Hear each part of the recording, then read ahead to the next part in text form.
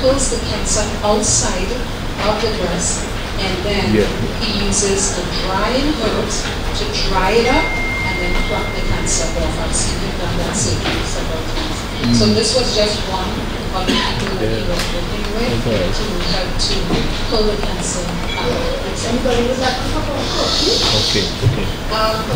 Hollis, I want to say, this is one of my favorite books that I read. The book is called A Great Controversy, but I want to mention this because I want to show you another side. It's talking about the eating of flesh and meat. If you are a meat eater and you are diagnosed with cancer, I'm going to tell you right now, you're going to have to try to make that strong decision. I know it's not easy, to let go of the flesh.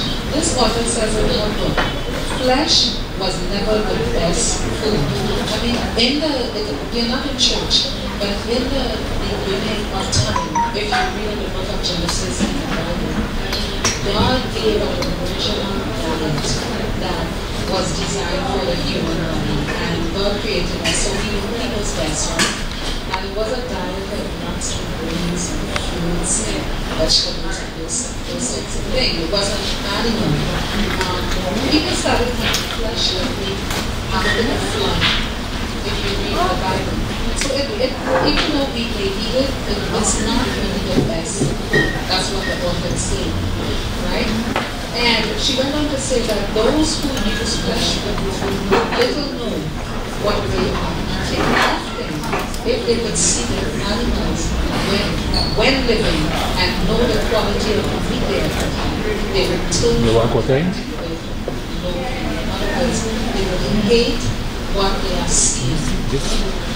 These days, years ago, I said this, I was at the show, and I remember when I was a little girl growing up in Trinidad, my grandmother and started this little market because we had a show. And the way they used to deal with the animals, before you buy the beef or before you buy a piece of meat, they actually used to hang the animal up and have the animal hang down and drain the blood before they actually cut the meat up and sell it in the market.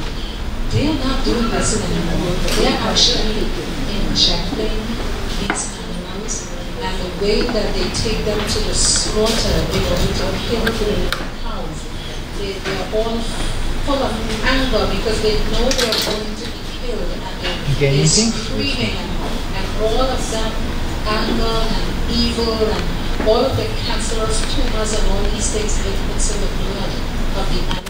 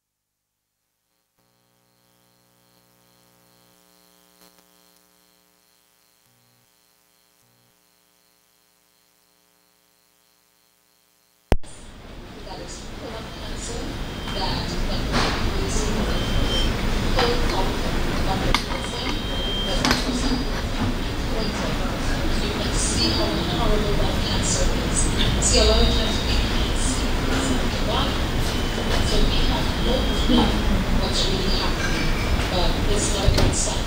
So I want to encourage us as we go further into the lecture today that we will give that support.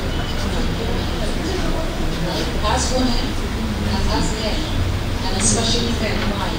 Men are taking care of the home. You're the financial breadwinner in the home. If anything happens to you, you're leaving your spouse and your children, to suffer. that our brothers are coming up with prostate cancer a lot. Am I speaking the truth? You know the truth of that? Yes? Yeah. Prostate cancer is something that is so curable for men. If you catch it early, if they catch that prostate cancer early before it's spread to them, you will be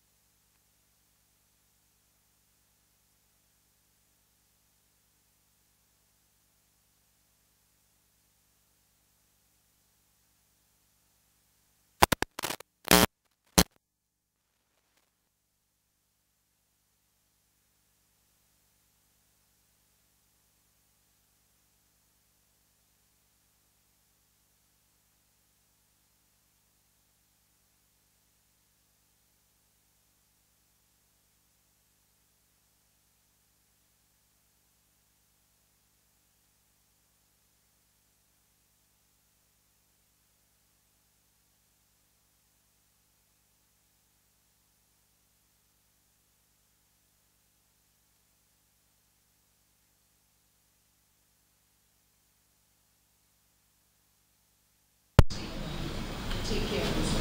Okay? So, early detection. For the woman, you want to make sure that you do your mammograms. Can I see?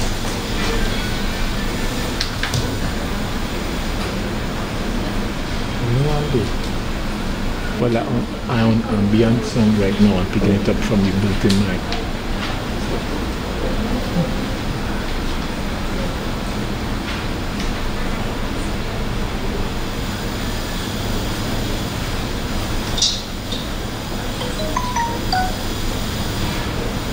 Once a year, after you turn age 45, make sure that you go to your doctor. I'm hearing that from the ambient sound. I'm picking it up from the ambient sound. So yeah.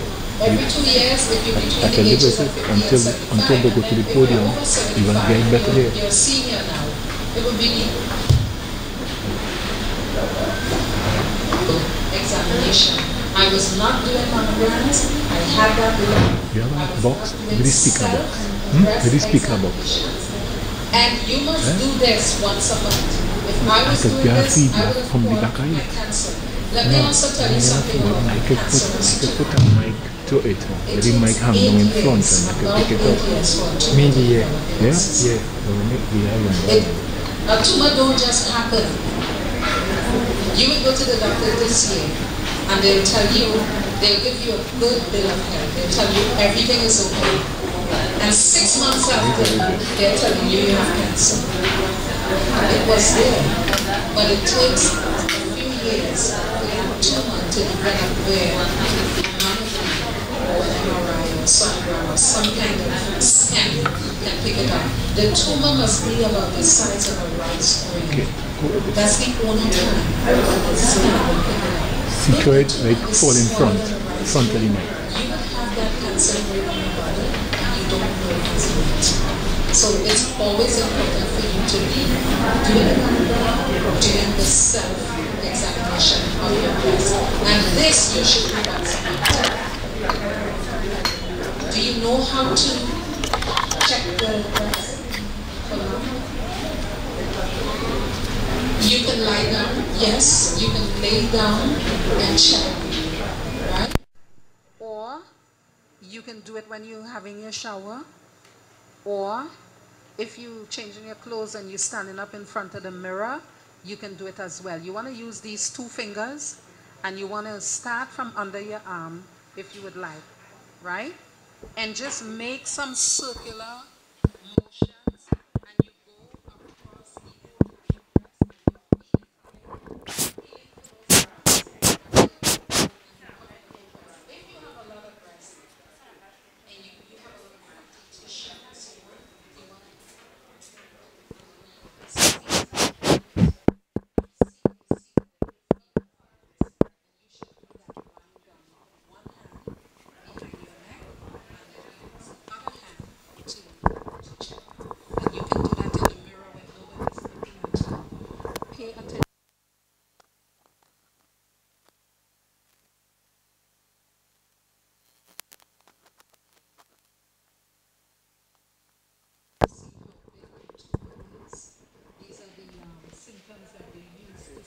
stage you.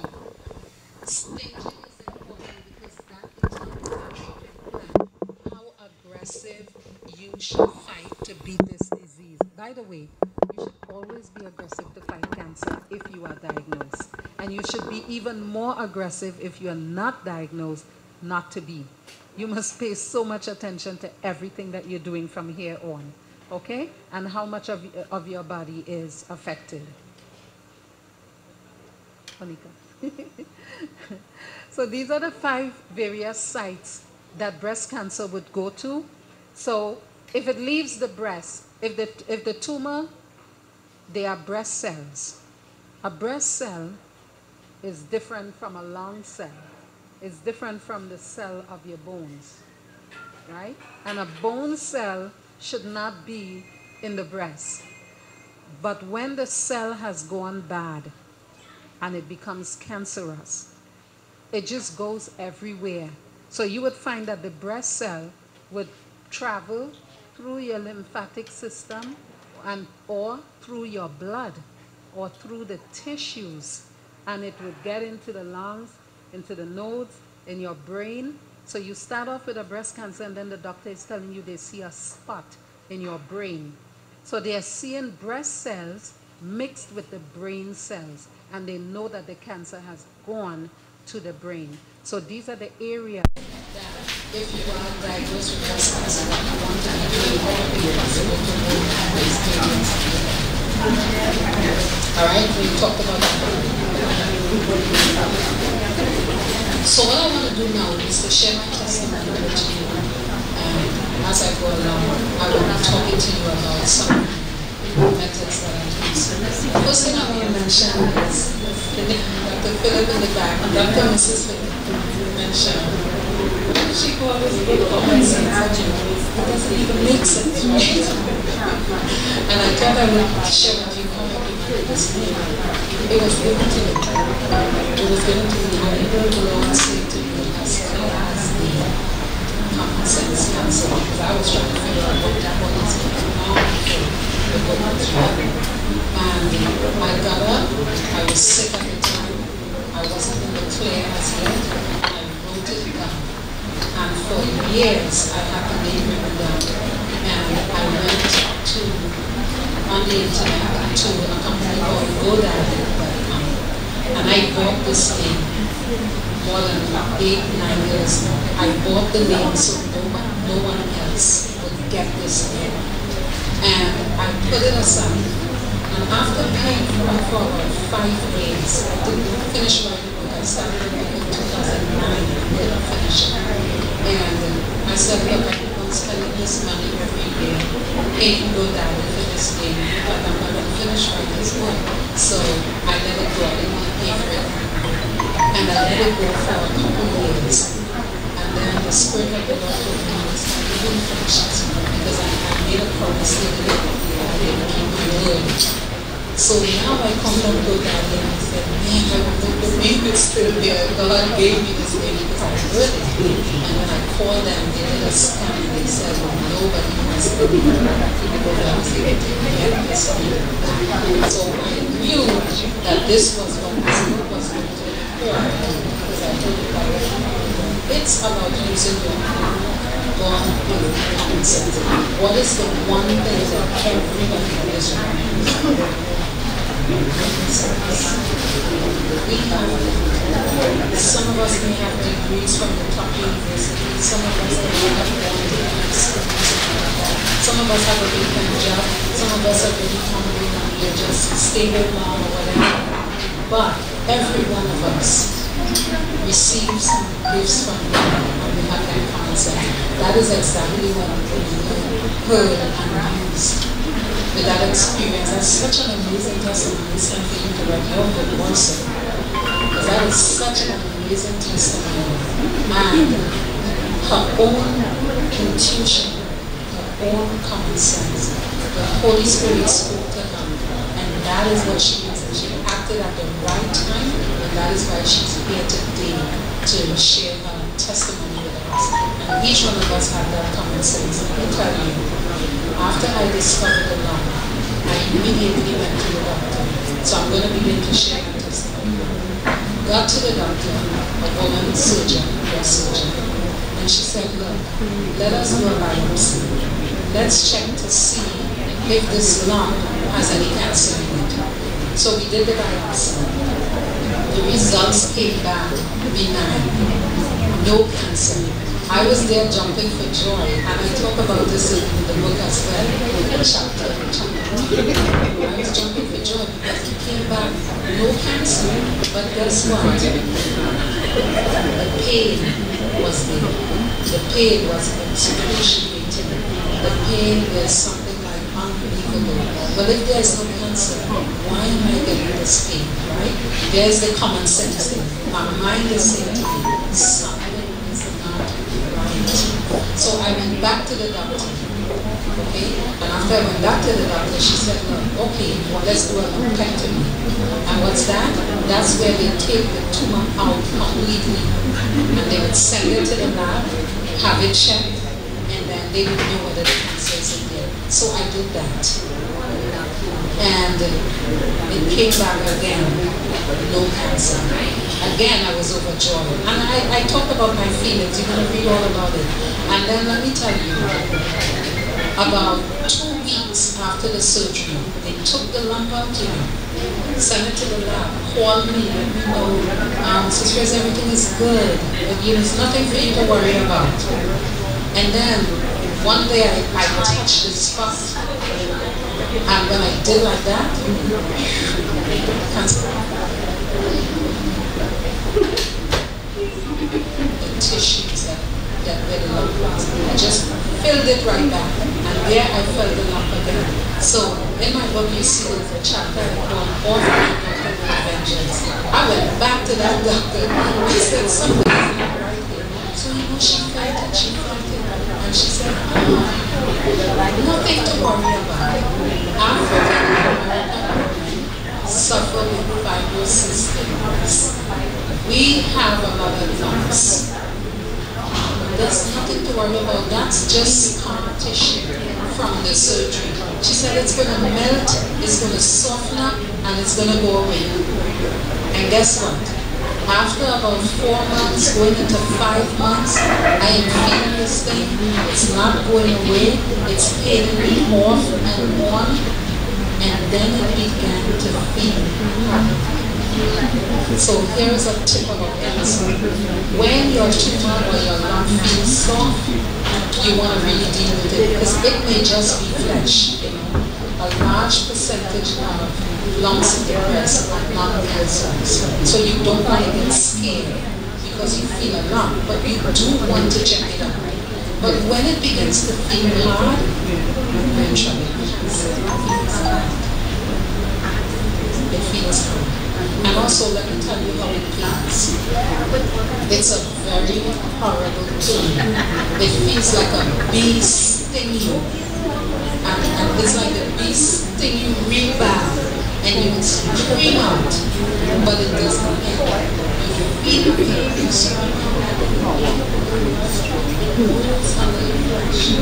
And it burns as it moves. And it disappears until it goes back again. That's how it was feeling all the time. So I knew I was in trouble. I had to get a second opinion. So I say this as another tip for you. When the doctor is telling you one thing, you want to work with your doctor, you want to believe what they tell you. They are professionals. They went to school basically to learn this.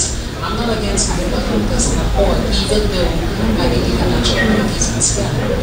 But if the doctor is saying one thing to you, but your mind, your own common sense, and your body is telling you something opposite, it is time for you to do what? Get a second opinion. And that's exactly what I did. And it was at that point that they actually dig deeper and found the cancer. The doctor was saying to the Mrs. Reys, I'm so sorry, the news is not good, but you do have this cancer. I was in the 3rd stage at that point.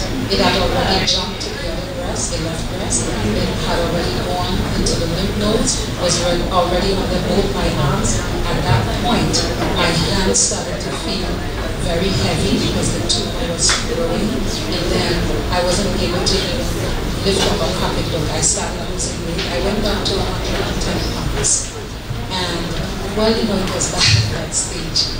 So I had to do something at that point, and that's what it was.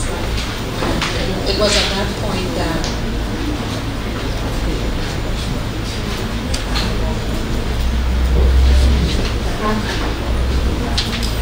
the weather, as they say, rain does only stop cricket, right? And the devil doesn't pause doing his evil works because of the rain. So therefore, we must not pause doing our good works because of the rain. So I'm really happy to see you all here this afternoon. We're going to start right away. Before we start, I would like to invite Mrs. Sylvia Kalinda to open with prayer for us, please. It's a holy two. Can everybody stand for word of prayer, please? Give her the two mics, please.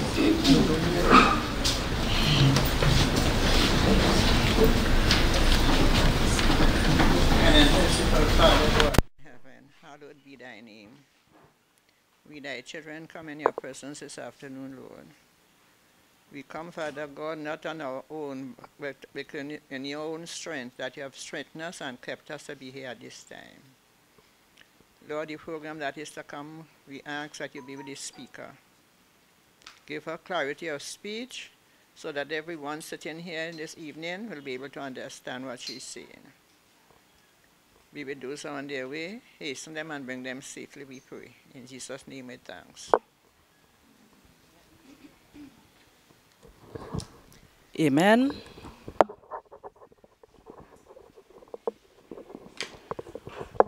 Okay, brothers and sisters, for those of you who don't know me, my name is Onika Nkrumah Lakan, and I happen to be the president and founder of Speak Out Sisters TT. We're a women's group that was formed back in April of 2015, and we are very much involved in different activities in our community. So obviously this is one of our platforms that we provide, that we as women could come together, and as men, we could come together and share our stories in the hopes that it will help someone else or heal someone, okay? One of the other initiatives that we have during the Easter vacation as well as the Christmas vacation, we host a series of etiquette and empowerment camps for youth ages 5 to 17. And one of the highlights of our calendar is our annual Emancipation Gala, which we host at the Creative Arts Center in San Fernando. Okay, so we will get right into the program this afternoon, and I would like to start by inviting Miss Wendy Brewster. She's a former prisons officer. While stationed in the condemned section at the Golden Grove prison, she mentored and became a confidant of several of the women there, encouraging them to pen their stories and using the medium of the spoken word to assist and to encourage them. So this afternoon, she's going to do a little spoken word performance for us entitled Attention. So could we welcome Miss Wendy Brewster to the podium at this point. Good day, everyone. Sometimes situations in life can have us really down. And to introduce my piece, I'm going to have Zakia, who we had on the spot, singing You Raise Me Up. On the spot? Yes.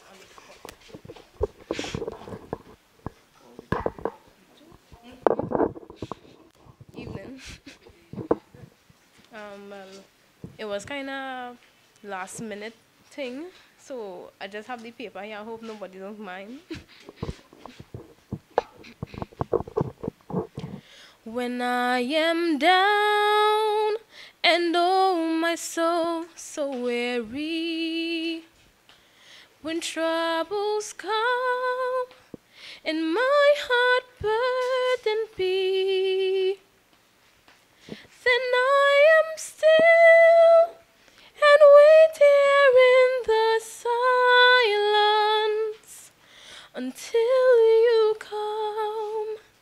and sit a while with me. You raise me up so I can stand on mountains. You raise me up to walk on stormy seas. I am strong when I am on your shoulders. You raise me up to more than I can be. You raise me up to more than I can be. Thank you.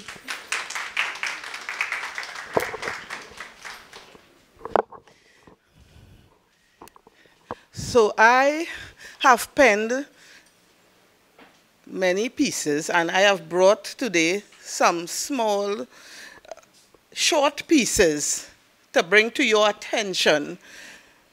And it is all within the topic of abuse. But this one is attention, and I was looking in at a situation that was happening while I was working with a young person. She was a juvenile, and her behavior was atrocious according to people's belief and the perception of her.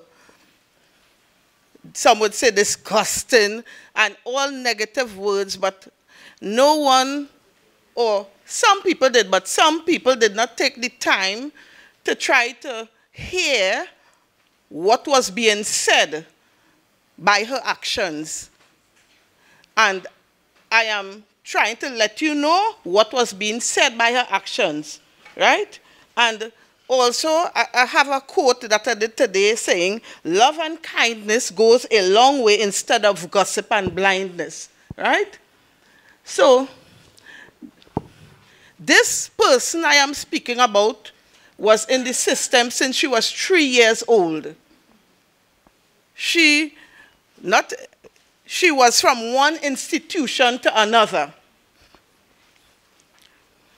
They say I seek attention.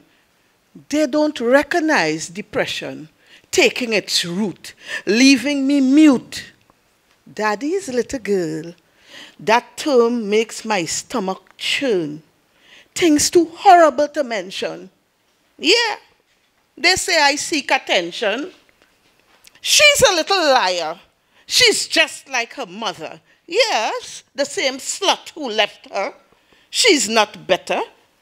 No better at all. She just like attention. They say I seek attention. I cut myself. I feel release. Their words cut me like a knife. I have no peace. His face I see so close to me. His hands I feel destroying me. Alcohol stink breath. My body pays for his regrets. Little slut for hire, you little liar. What makes you think they will believe?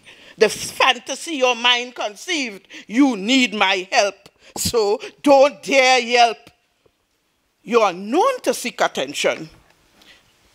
They say I crave attention. They say I want attention. They say I seek attention. That we have some attendees that came all the way from the east.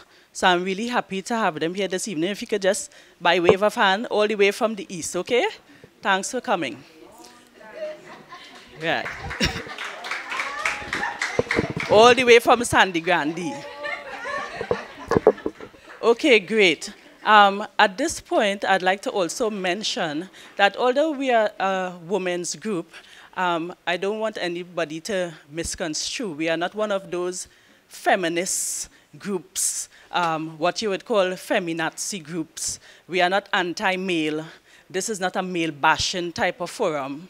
So for the male the males that I see around the periphery, you all don't get frightened, okay?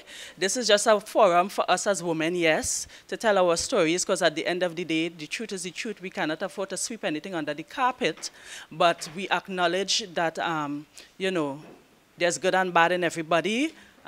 We respect and honor the position of the man as the head of his household, as God intended.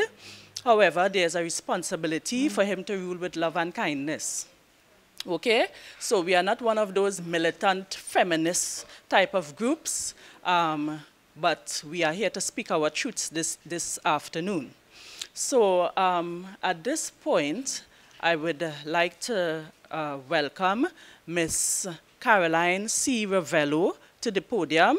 She is a mental health and disability advocate, a public health practitioner, media and communication specialist, and the founding director of the nonprofit organization Create Better Minds.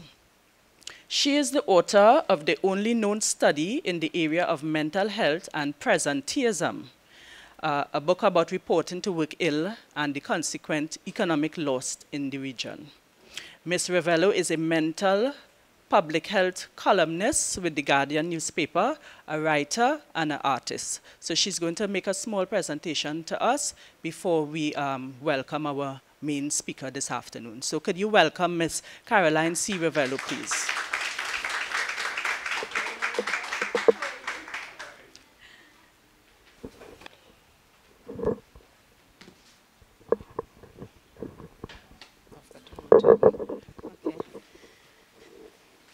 Thank you very much for that introduction, and thank you so much for having me.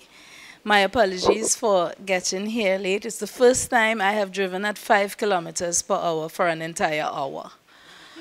I thought, why would I leave Port of Spain at 12 o'clock to come down here for 3? So I left at 1. And here I am. By a show of hands, let me see how many of us in this room has mental health.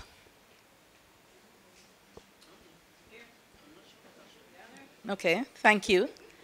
And if I say mental health, tell me what words or what word come to mind. What comes to your mind? Yes? Crazy. Depressed. Sorry? Anxiety.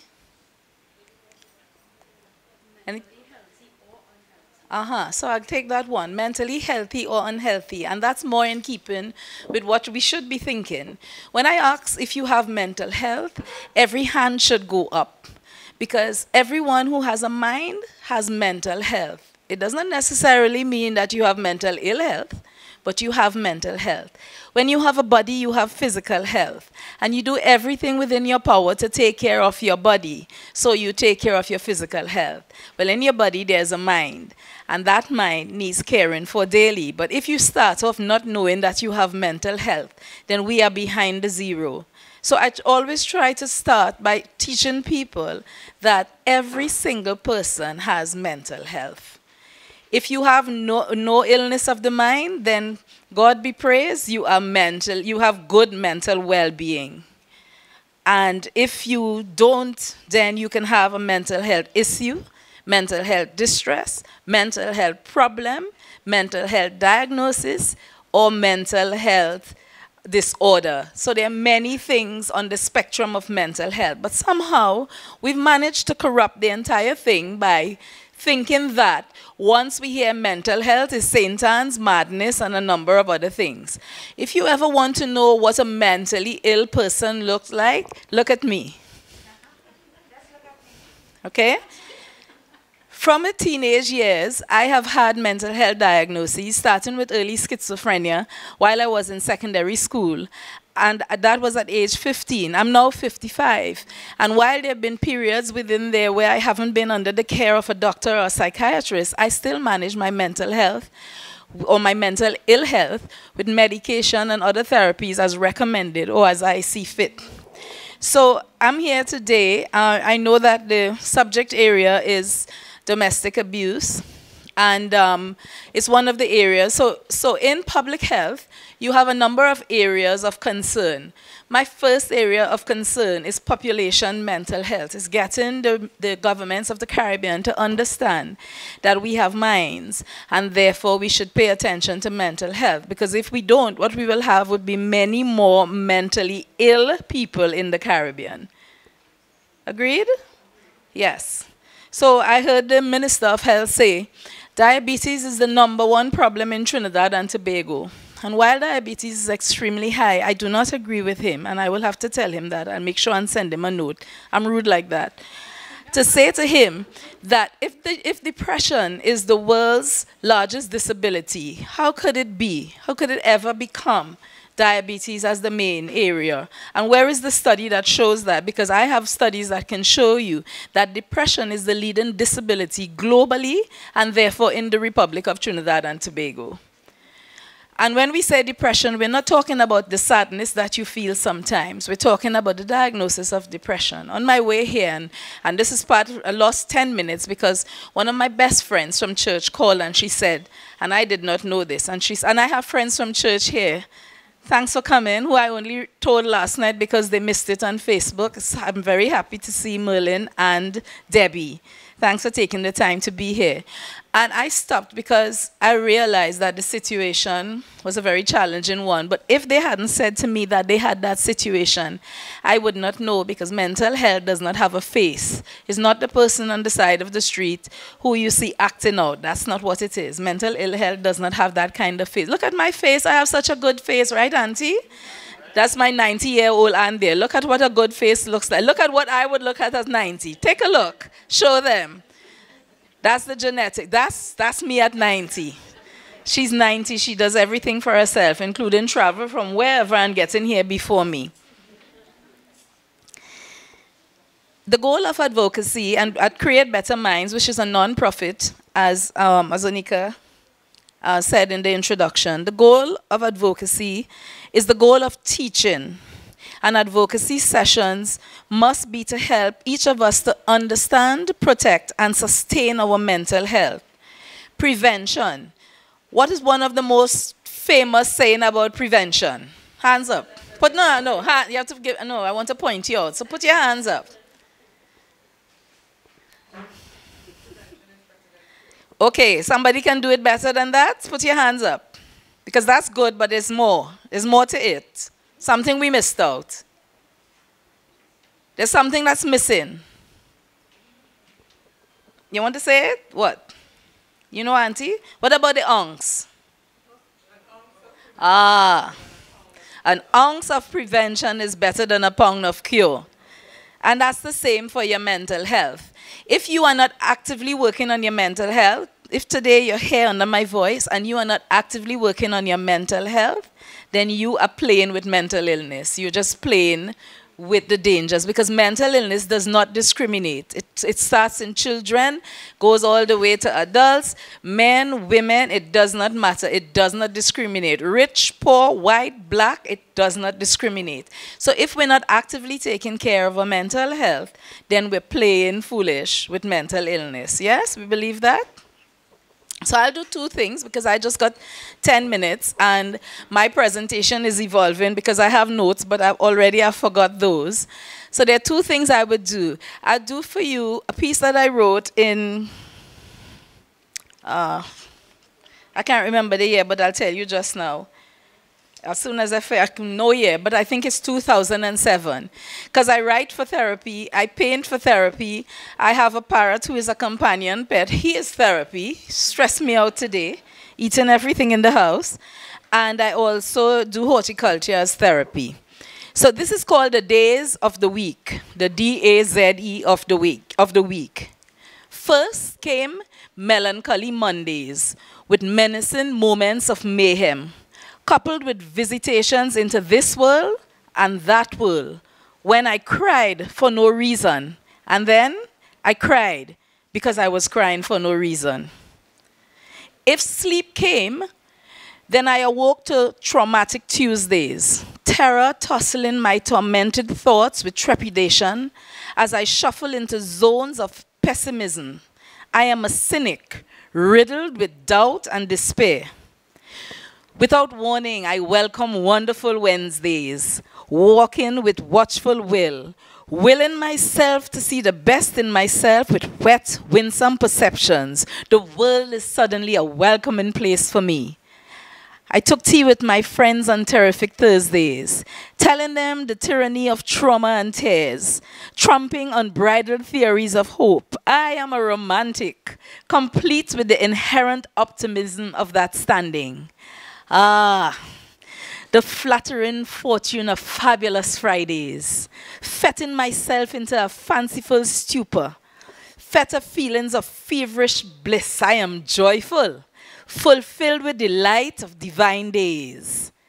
Sometimes in the middle of it, I have sobering Saturdays, as spirits of sadness begins to engulf my spirit, instruments sent to swizzle my sentiments. I am resistant to becoming a soup of mixed up emotions. And during worship, some somber Sundays, mental acuity summons a salient soberness shining through my supple heart. I am relieved. God is my friend, extending his grace and mercy. And again, magical Mondays of miscellaneous mimes, replays of last week's sad scenarios which plummeted my zeal, to tales of discomfort and fears.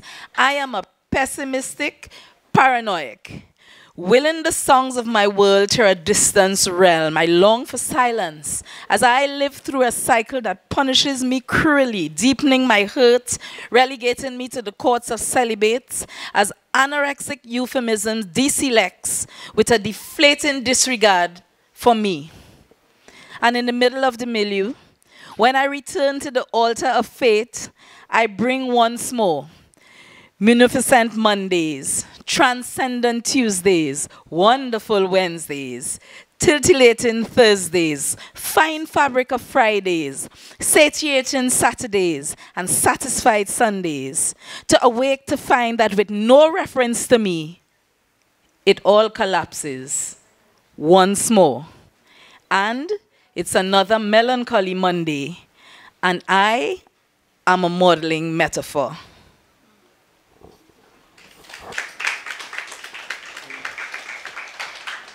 And that is a week of depression. That is me living through bipolar disorder, where I'm good and I'm having, you can see it, right? So before, I wouldn't do that. Let me ask one person to tell me what they thought happened. Anybody, one person. What just happened? What just happened in the days of my week?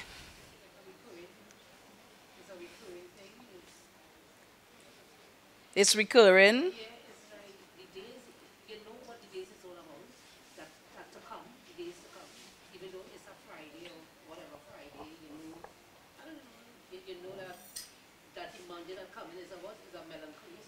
Well, it could be munificent, but it was melancholy. All right. Yeah. Uh-huh, that's it. Yes. Roller coaster. Highs and lows. And what we're describing the normal life pattern of someone who lives with a mental disorder. Yeah? So the other thing I'd like to do, and like I said, my presentation is evolving. It's over here, but this is a blank screen right now. Wherever we go, it create better minds. What we try to do, we try to teach. So today I want to do a 1-minute mindfulness exercise to close. Yes, can I do that? 1-minute mindfulness exercise. So this is what we do. Mindfulness is a way to treat with yourself in the present moment. Sometimes you're here and I'm talking, and I may say a word and it triggers something, and suddenly you're thinking about something that happened last week, Saturday. I just said the word Saturday, and you remember my husband and I quarreled Saturday. And before you know it, you forget everything I say, everything that I've said. So this is mindfulness, which is a way to, 1, protect the mind, but 2, if you're having fluctuations and roller coaster, it is a way to bring yourself back center. It requires your participation. It requires you to put both feet on the ground. And if you can, put your hands on your knees. Be very comfortable in your chair. and then close your eyes. And then I want you to follow the sound of my voice. Now, the only way this works is if you follow the sound of my voice. If your eyes open, it's not going to work. And if when I'm doing it, if your mind's stray, just bring your mind back because your mind will stray. Okay? So let's do this. Let's close our eyes, everyone, and let's do this. I want you to feel your toes. With your eyes closed, I want you to recognize your toes. Wriggle them. And bring your mind up and recognize your leg, your calves, your knees. And think about why you need your knees. And if your mind's strained by any noise, bring it back. Come on up your thighs. Feel yourself coming up your thighs. And we're getting into the torso and all kinds of things are happening in there, but we're moving up. And you get to your heart. And you're under the sound of my voice. If you're distracted, come back. And let's go up to the brain. And let's sit there for a little while, quietly. And while you're there, think of a beautiful place that you know that you'd like to be at right now. Just think of it for a minute. Feel the breeze. See the colors. Remember the smells. Touch it if you can. And now with me, take a deep breath and hold it. And let go on 1, 2, 3, 4, 5, 6, 7, 8, 9, 10. And when you're ready, you can open your eyes and come back to the present.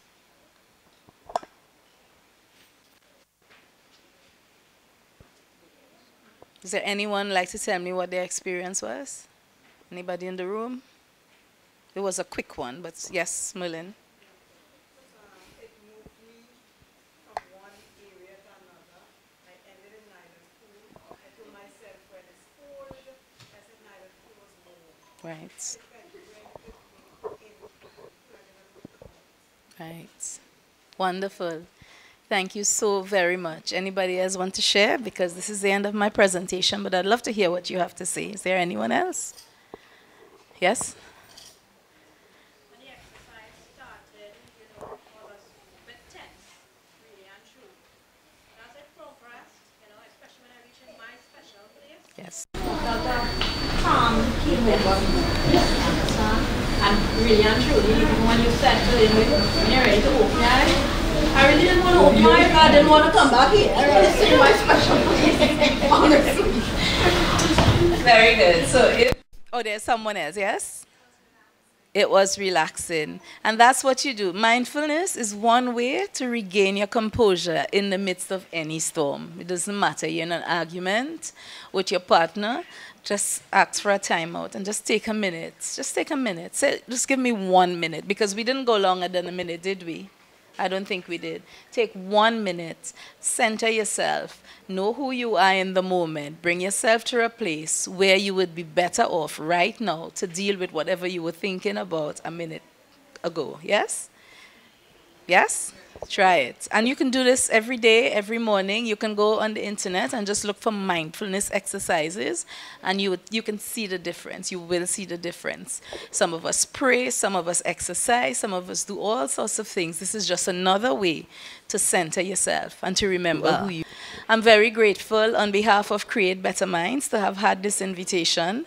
I'm hoping that this would be the opening of more reasons to collaborate. I'm a child of the South, so I'm always happy to come to the South, not to take 2 hours, but I'm always happy to come to the South. I want to thank my host so much for having me.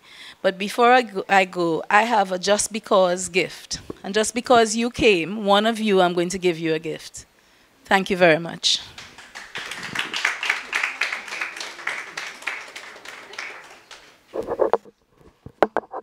Thank you so much, Caroline. So who is going to be the lucky recipient of the gift? Great. One of the ladies that came all the way from Sandy Grande, was it? she's from Sandy. Okay, and where did you come from? Mova. Okay, right. Good. So, before we proceed any further, please accept my humblest apologies. I would like to acknowledge the library staff, Mr. Palaya, Ms. Wahida Dean, as well as the other staff here who have so graciously allowed us use of the space and, you know, have set things up for us to be comfortable, okay? So I'm sorry about that.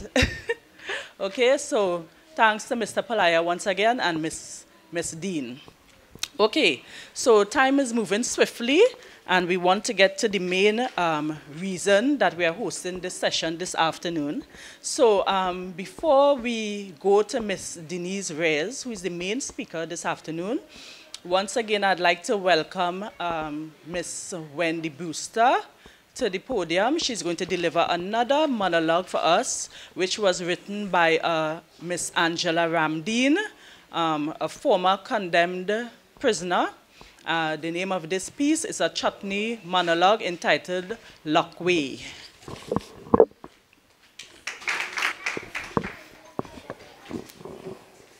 Pleasure to be here once again to put forward these writings from these special women that I've met.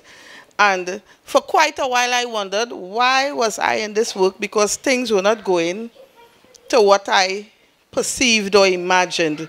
But looking back, it was to meet with these women of value. Now, this piece, I need interaction for it. There's a chorus, and it's not very hard to learn. The chorus goes, but they lock me in the prison and they throw away the key for slaying my husband who always beaten me. So I want to hear, but they lock me in the prison and they throw away the key for slaying my husband who always beaten me. But they lock me in the prison and they throw away the key for slaying my husband who always beaten me. So when that part reach, I want interaction. Right. From the age of 16, the man married me. He take me from my family and start beating me. A baby in my hand and one in my belly. Still this man show no mercy for me, but they lock me in the prison and they for slaying my husband who always beaten me. They lock me in the prison and they throw away the key for slaying my husband who always beaten me. I finished cook the tal curry and making the roti. The man come home and start beating me. Now the neighbors always looking like they watching that show. The man almost killed me. They saying they don't know, but they lock me in the prison and they throw away the key for slaying my husband who always beaten me. They lock me in the prison and they throw away the key for slaying my husband who always beaten me. I go in the parlor, my eye black and blue. Everybody saying, girl, it's good for you. So I put on my foot and decide to take a stand. The next thing you know, I'm in a prison van. But they lock me in the prison and they throw away the key for slaying my husband who always beaten me. They lock me in the prison and they throw away the key for slaying my husband who always beaten me. The police and them dumped me in the jail. In the courthouse, they didn't grant no bail. The next thing you know, I'm using a pail. But they lock me in the prison and they throw away the key for slaying my husband who always beaten me. They lock me in the prison and they throw away the key for slaying my husband who always beaten me.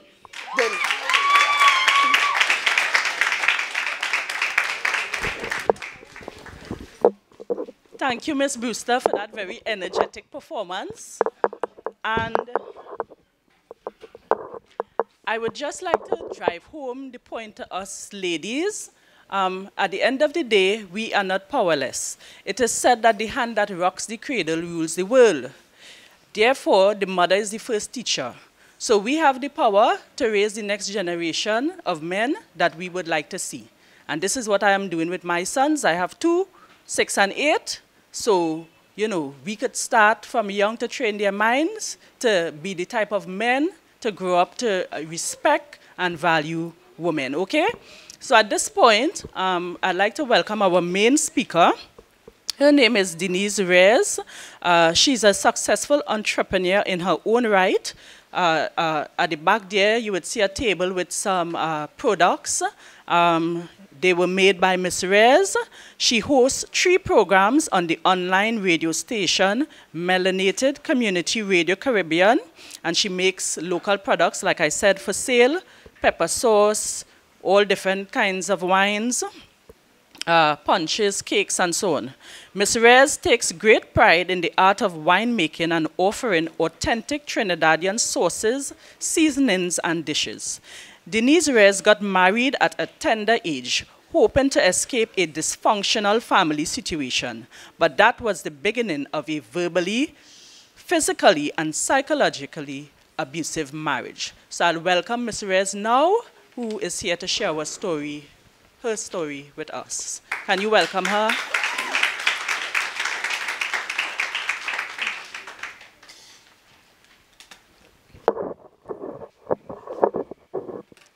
Well, first, I will thank everybody for coming.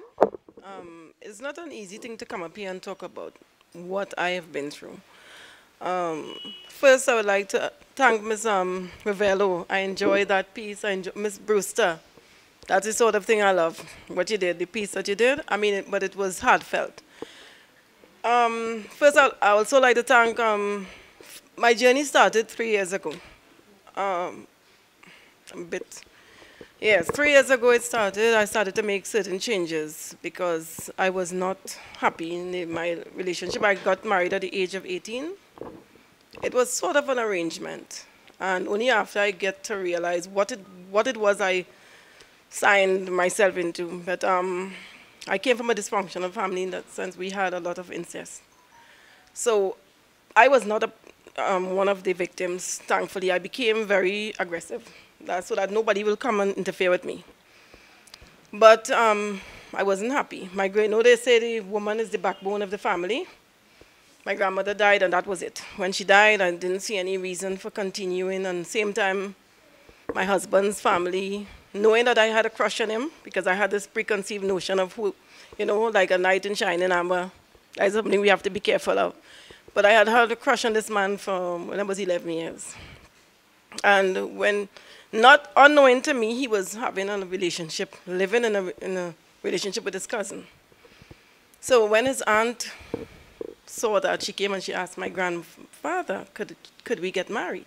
Because she always knew I had liked him, I had loved him. So, well, I took the opportunity because my grandmother had died, and I wanted it out. So, yes, I decided I would get married. And that is, everything went downhill. You see, one thing I want to tell ladies, do not self-disclose. In the sense that sometimes we tell our mates everything. All our secrets. And you know something, they use it against us. They use it against us because I told him everything. So he knew that I couldn't return home. And he started to take gradually everything from me. First, he said no pants. So for 33 years, I never wore pants. Once in that time, I wore pants because I was going to America and he was going to, I mean, he always looked for money. But he was going to get a work and it was a time when it was cold. So my brother said, wear pants. So he bought the pants and I wore the pants. And well, when I came back, that was the end of the pants. But the thing is, he took all my pants that I had because I love wearing pants. And so what was unisex, he wore it, and the others, he cut it up. I remember my aunt gave me a pants after he cut it up.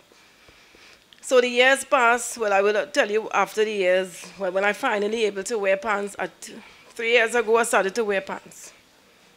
I came and I said, when everybody at the gym saying, you look good in your pants. But I had a problem with wearing pants. I felt very uncomfortable. So when time for the gym, and I'll have to tell you how I ended up in that gym, was a whole set of lies to reach in the gym. But anyway, When I got married, I remember once we were going to a religious thing, session, and I told him, I said, he came home late, he didn't really want to go. That was just at the beginning of the marriage. And I said, I pretended to walk out. So that, he's just lagging back. And when I walked out, when I came back, he slammed my head into the wall so hard because I had walked out. To this day, I have something called tinnitus. It's a constant ringing in my head. I should have left, but where would I go? That is to see. You see, we need support. And if family cannot support, then we don't have anything. So I stayed there. I didn't have my mother and I didn't have my father. My mother had me when she was 16. And due to incest, she was sent away in the home. She was being abused. So she went to America, and that was it. To this day, my mother and I don't have a relationship. She doesn't know any of my 5 children. So it just goes to show what abuse does to people. I mean, because of that, too, she left me in that situation. And I grew up wanting, needing, and loving my mother. And my husband said, I will be all that to you. So that's why I held on to him. I loved him dearly. Yeah? I held on to him, and he just kept taking, no pants. Then the family, he can't go and visit the family, relatives, And that was it, and I started to have children. The first child I had, it was horrible. Because I get licks with that pregnancy. I ended up in hospital. We women always making reports and never following through. That's why sometimes police don't take us seriously. But I know something, police have to understand what it is we go through and why it is sometimes we drop charges. Men are I'm not bashing all men, please. I am talking from a woman who was abused. And that is why I'm saying men, but I know we have some good men. And for the men that came, I'm very, very happy that you all came to support, this venture, because you all need to know sometimes. You may not be one of the statistics, but we have some very evil men out there. So when I went to the hospital, when I was pregnant, I started to lose weight, and the nurses saying, what happened? Why are you losing weight? They'll have to put me to the hospital in the ward, but I wasn't being fed properly, I should say. Food was a problem. So I started to lose all that weight. Anyway, we had all these children coming down. I had actually 6 pregnancies, 5 children alive, 1 died at birth. And unfortunately, the one that I lost was a daughter. And I was kind of going crazy, and the doctor said, well, try and have a next one. So I had one the 1st of January, and it's due to negligence. I lost that baby, and she was breech. And the doctors, and they were, it was New Year's Day, everybody's onto their own thing, and was not San Fernando, though. I moved out from the area, which was Point, and I came after that baby died. So January, 1st, I lost my baby. March, I was pregnant. December 28th, I made my son. And that is the son that my husband finally got to abuse me too. I gave all my love for that child because, I had lost one. So the thing is, I loved my children because I didn't have anybody else, and I was separated from the family. And then the husband now, when the children got to be a certain age, I don't know if I'm missing everything, because it's a lot of things to taking this 1 hour, but it was difficult, and I don't know, he kept, I couldn't work, no work. I wanted my license, couldn't get my license, because he used to always tell me, you cannot handle the road. So, and I listened to him, everything. He was God to me, I think. I listened to everything he said. I started to feel, my confidence, low self-esteem and so on. Because at the pen, I really did love that man a lot. And I think he took advantage, and that is what women, and I'm trying my best, if ever I have a next relationship, not to give so much love, because I am passionate about love. I give everything. And he took, and I was just remained like a shell. I remember thinking about all those beautiful shells on the seashore where, you go and you pick it up. But did you ever think that it had a creature inside it that was alive at one time? That is how I felt. Nothing. Like it was just a shell of myself. And my daughter once said, Mommy, when Daddy is home, you're not as happy. But when he's not home, you're happy. You know, and as these things started to dawn on me, you know, I'm not living, I'm dying, basically. But it was never nothing for him to do. He never, in all the years he worked, never built a house. Promises, promises, promises. My dad lives in America, and he said, move into the house, because he wasn't coming back. He said, just move in. He would come back when he, you know, retires, but you can move into the house. I moved into the house because it was never not anything forthcoming. Anyway, my husband now, I couldn't understand why he didn't have a relationship with his children. And I would try to get him, you know, to talk. My big son would, one day I locked the porch and locked them out, and I said, you know, something, you all have to talk, because I can't understand why it is they don't have a relationship. If they want something, they'll tell the father. Tell me, tell daddy. So I couldn't understand that. But one thing that we always had was financial problems. I don't know why. Because my children, you know, when they get their allowance, he would borrow their money after they save. And so he wouldn't give them back their money. And all of this, I couldn't understand what was going on. But I supported him. That is the bad thing. We have this blind trust on whatever it was. I don't know what it was, but I supported him totally. Even though I would make excuses, he would make plans, and the children all excited. And then they'll say, Daddy, not doing it again, sure. Then I would always be the one to make the excuses. And we cannot be blind with our love for men. I mean, it took me down a dark road. I don't know. If you had said this, like last year I would have been here, or 3 years ago, no. I couldn't envision that, because I couldn't stand for myself. And we have to recognize the signs of domestic abuse, or not of domestic abuse, the signs of these men that control. From the time they start to tell you, you can't do here, go there, can't wear pants, you can't do whatever it is, and stifling who you are, you recognize it for what it is. One thing, I couldn't talk to him. I had to wait till it was convenient, you know, when he's in a good mood to talk. Another thing he used to do, which I never really thought about until 2016, the 12th of December 2016, if we have any argument, he would hold me down. And that's what I said, you know, husband, I can't say anything, but he would hold me down when we have an argument. I mean, think about it, women, if your husband quarrel and beat you, you're not going to have to go and lie down with him. I mean, it's just basic, we know that. So, over the years, it has always been a problem with this man, not going anywhere. You know, my relatives on the outside looking in, they had an idea something was wrong, and they didn't know they didn't know because they wouldn't ask me, because I'm a good pressure cooker. I could keep things. I wouldn't talk. I wouldn't say anything. Everything all is good, and loving this man forever. And what started to make my change? I was fat. I don't know where the slide is. Onika, the thing that because I wanted to show you how I was. And it was always love. You know, he loved me just so, because I was big. I started to get, because remember, I'm not going out anywhere. There was a time, 1 year, I was in the house, never left the gate. He would buy my underwears. He would take me, I mean, well, we didn't have money much to go to the hairdresser, but like once well, these are some of the products, but what I wanted to show you is the size I was before I started this journey. And my daughter, this is how I was. That is the same year I started to go to the gym. Wasn't liking myself at all. But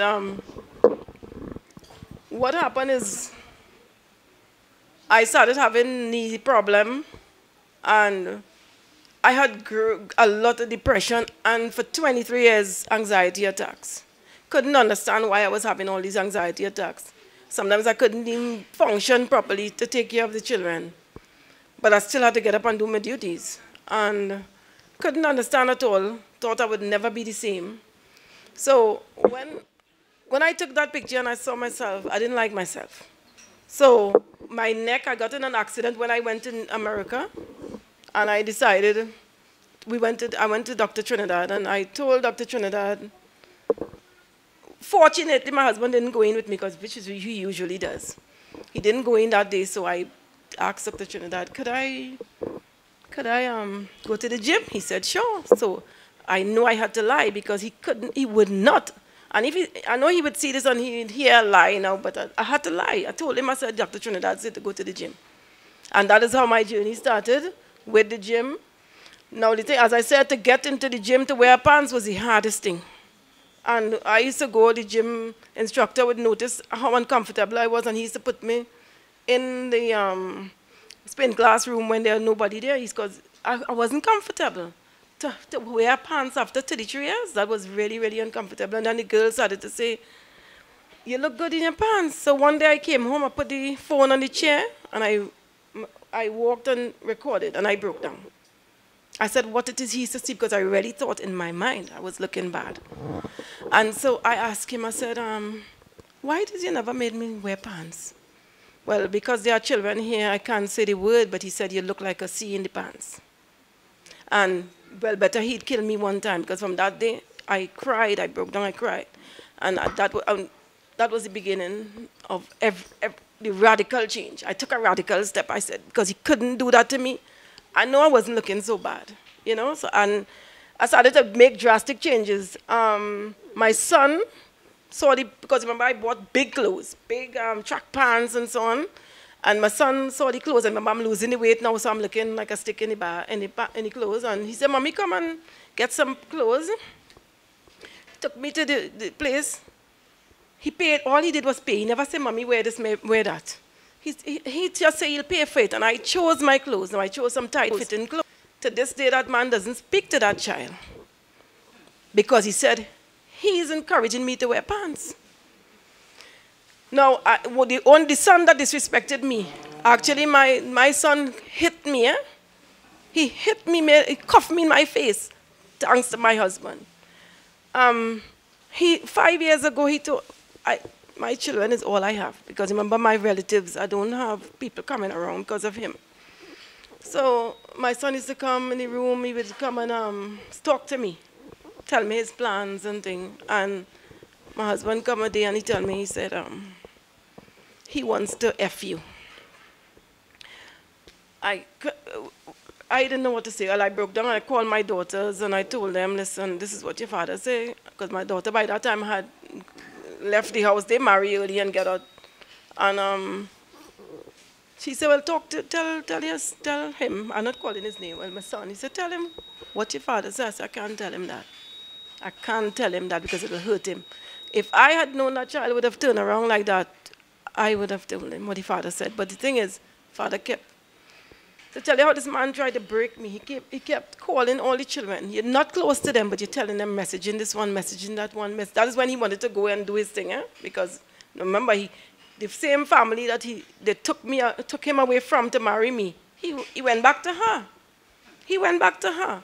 But he wanted to create his problem, so he started to talk. This one, tell him so. My last son said, he cut him off. He said, no. My daughter two daughters cut him off. This one, my other son, well, he doesn't be, you know, he entertaining him and whatever. But he didn't really take a stand with the father. But the boy who is named after him, he sided with the father and decided to curse me. So it was an everyday verbal abuse. Last year he came, said, your daughter wants to tackle you. That now all my children are his, remember. But he finally got the son away from me. So now he came to my daughter. And I said, no, I'm not going to turn because I realize now the game. Everybody he has to keep away from me. When my daughter, when she got married, that's the second girl, we had to get police officers to hold this man so that I can attend the wedding. I couldn't go to the first wedding, which is my first daughter, but I had to get the police to. She got people and had them there ready.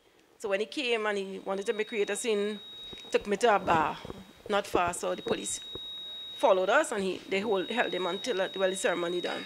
My daughter went to the hospital. I couldn't be there for her. I had to ask him, well, when she came out of the hospital, my first grandchild came home, and I had to go to the grocery to see the baby from the hospital because he doesn't want her to come to the house. So I went to the grocery, see the baby, ask him Well, I had to wait until he agreed for the baby to come home. So when the baby did come, I said, look, your grandchild is our first grandchild. I don't want to see no mother so grandchild. I don't want to, and it was so until, and one day in the process of hitting me, hit the baby. Wow. Right? So it was a whole series of events that I couldn't deal with anymore. I remember even when my big son was, he was about 17 years. He and the other, the same one who disrespected me, had a little scuffle and they were fighting. And this man come and stamped my big son's head on the ground, and he get up and he didn't even know where he was. He was disoriented. And now he suffers with PTSD, post-traumatic stress disorder. You know, you mostly find people who went to wars having those problems. Now he has that, he forgets a lot, right? That's my eldest child. So it just goes to show the things that we put up with. And, you know, they say, I never expected to be able to stand up against him. I was always fearful. I never knew I had the strength. So when you think you don't have the strength, woman, we're stronger than you. You will never believe the strength we have. Because everybody who knows me, I was a little bumbling, nervous person. Quick to get anxiety attack, quick to go into depression. And from the time I started to walk away from that man 3 years ago, the panic attack just started lessening. Yes, I still get, maybe if I'm very, very stressed, but other than that, it was regular every day, Nelly. And especially when I'm sick, he would curse and so on. December 12th, 2016, he come back again with the same nonsense. I went to cut my hair. I turned radical, right? I took steps that I know, because he never wanted me in braids. He didn't want me to do, so I cut off all my relaxed hair. And I say I go and turn ras, without his permission, of course. I went and I turned ras. Well, that was a big upset to him. He came and he said, why don't you come back like before? You'll be loved and respected again. I said, that woman is dead. He said, no, don't tell me that. Hold his head and said, don't tell me that. I said, that woman is dead. And, well, but when I went to cut my hair, I asked my cousin, I said, do you know where I can get a hairdresser? Because remember, I don't go to hairdressers, I do my stuff. So she told me where to go. But of course, he has to make the decision. He said, he found a hairdresser. I don't even know the woman. I know my cousin knows some, the hairdressers. He found her and said he going there. I said, no, I'm going where my cousin tell me. No, so I can't do nothing for you.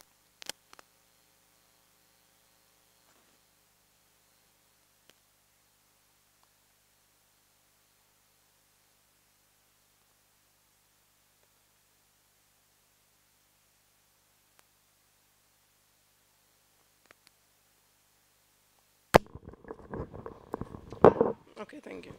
Yes, he's saying, he started to curse in the public and say, I can't do anything for your mother, this and that and whatever. And, well, I started to cry. I got panic attack, of course, because I wasn't clearly out from him. And when I came home, he continued cursing.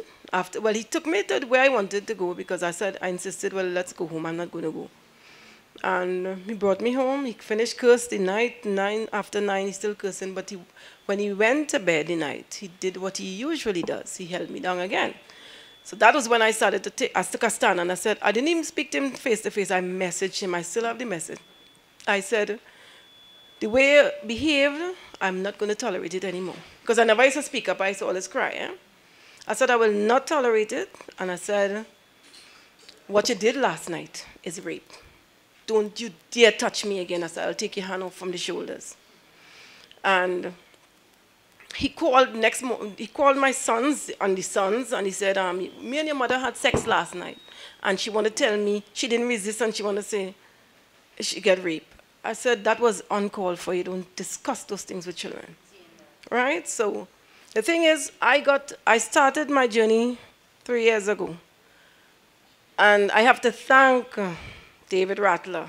He's the PM of the radio station, Melanated Community Radio. I always like knowledge. So I always used to go on those sites that, are building, reading, because I couldn't do anything with my life. My husband never made me work. So I went there and I was on Michael Bazin's page. I happened across Mr. Rattler. He started this radio program where he just was a project ready.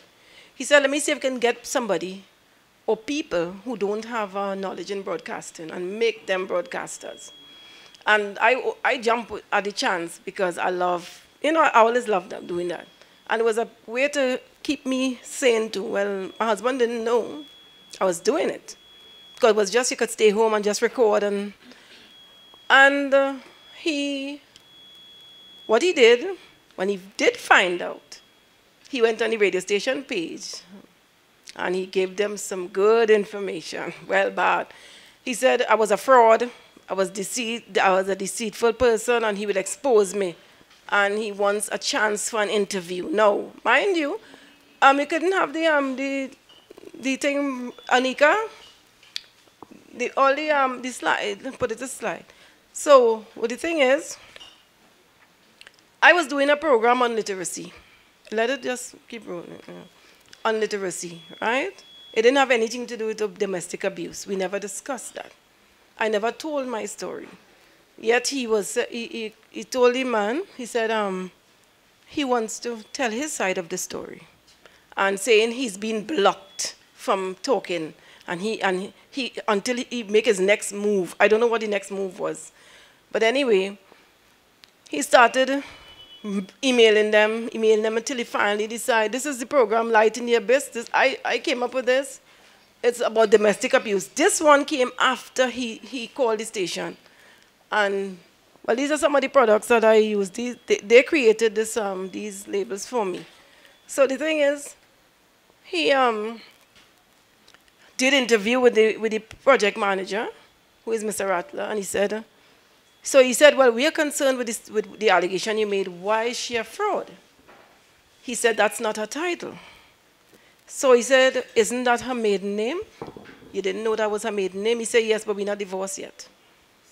Right? So what he was trying to do was get me thrown off for the radio station. Because I cannot do anything. Even when I used to say, this is the global community, is where people go to discuss their issues. This is the program I started with, Building Bridges. And this is, he said, I told my story. I didn't say anything on the radio station. I never did it. But he came and he gave his interview. And then the night he hit me, the night he made my son hit me, next day he told my son, go and bring me up for domestic abuse. Another thing we have to deal with is this legal system. It is messy. And yes, we say that women have, they say women have the rights. Trust me, I did not get justice at my case with this man. He made my son hit me, then sent him to bring me up on domestic abuse charges. And because he had left the room, when I told him about raping me, he left the room. So I changed the lock because I never trusted him because he put cutlass to my throat many times. When he beat me with hammer, I called the police, he told the police. She hit herself and saying it's me. So those are the things I went through. So when I changed the lock, he put me in court for domestic abuse. From the time I married to that man, he beat me. He put me in court and I couldn't put that man. You see? So when he went as a witness against me with my son. And the thing is, when you don't have proper legal representation, when you find your lawyer is not acting right, drop them. Because you know something? When I started, I complained about I complained to the the person at the helm, and I told her, I said, I'm not being represented properly at all. She talked to her, but so I thought she would have done right by me. She didn't. And then my husband now, with all the lies, and he went to the court and he's shivering, and he has this jacket, so he gave an impression to the magistrate. And you know what the magistrate told me? The magistrate told me, he's no longer a threat to you. Now the man is in a relationship with a woman. He doesn't want to come back, but he wanted money from me. He thought I was getting all this money from this radio station. This radio station, it doesn't pay. It helps you to build yourself. So by way of the products, they make the labels, they advertise for you, but you have to build yourself. They don't pay you. Right? It is a way of self-empowerment, and also, if they give you a bird, You could eat it up and aim study it. But when you work for something, you keep it, right? You cherish it and you build on it. So that is what it was. And the man keep asking for money. And the magistrate say he's no longer trying to put him back in the house. And the man is living with a woman. And added to which, because now he took a lawyer but was just like him. And telling me I'm very assertive. And I look like the magistrate said, she knows I was abused physically, emotionally, psychologically, but I got a voice and I was standing up and I'm abusing him now because he's a chameleon, and know I'm gonna live with him. And this is what they have to recognize. The man came and he was trembling, put a big jacket on and he was trembling. So she tell him go back. So she gave me a restraining order and he a restraining order and tell him to go back, even though the man is telling the magistrate no. But I can't go into more of what transpired because it's an ongoing investigation. But the same woman he left me for is now dead. Wow. And it's being investigated. So I have nothing more to say on that because I don't want to prejudice anything. But it's now about a month she buried. And, well, you see what the magistrate put me in? Because he could return to my home and do me what he want. But he was supposed to be the one who couldn't do me anything. So the legal system has to change. Understand, we have to have magistrates that are, they have to train them. Like Ms.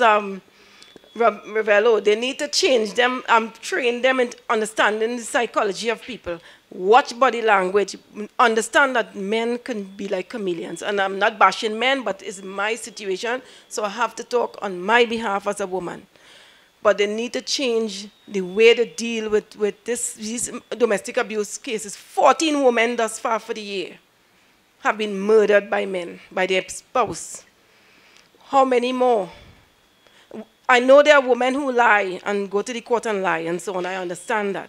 But you must check first, make sure. Don't put us in the situation where our lives are at risk. And women have to, please, when you see the signs, love can carry you through. Now, I love when relationships work, and if you can get it done, good. But we understand when it's toxic.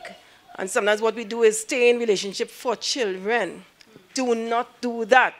Because my son could have turned to me and said, Mommy, had you left, we would have been in a better position. My father built that house. He worked 2 jobs to build that house. And this man wants the house, wants me, sell it to give him half. Could you imagine that? All because finally he fixed the roof, because we live in there 23 years. Fixed the roof, and he built a wall because we had pit bulls at the time, and that was the law, because remember, they had changed the law. He wants half of my house. Never built a house for his family, Added to which he has a place where he's staying by his aunt, and still want my home. So it was a battle in the court. He even sent letters to my home telling me I have to put out my grandchildren and my daughter, because he doesn't speak to our daughter.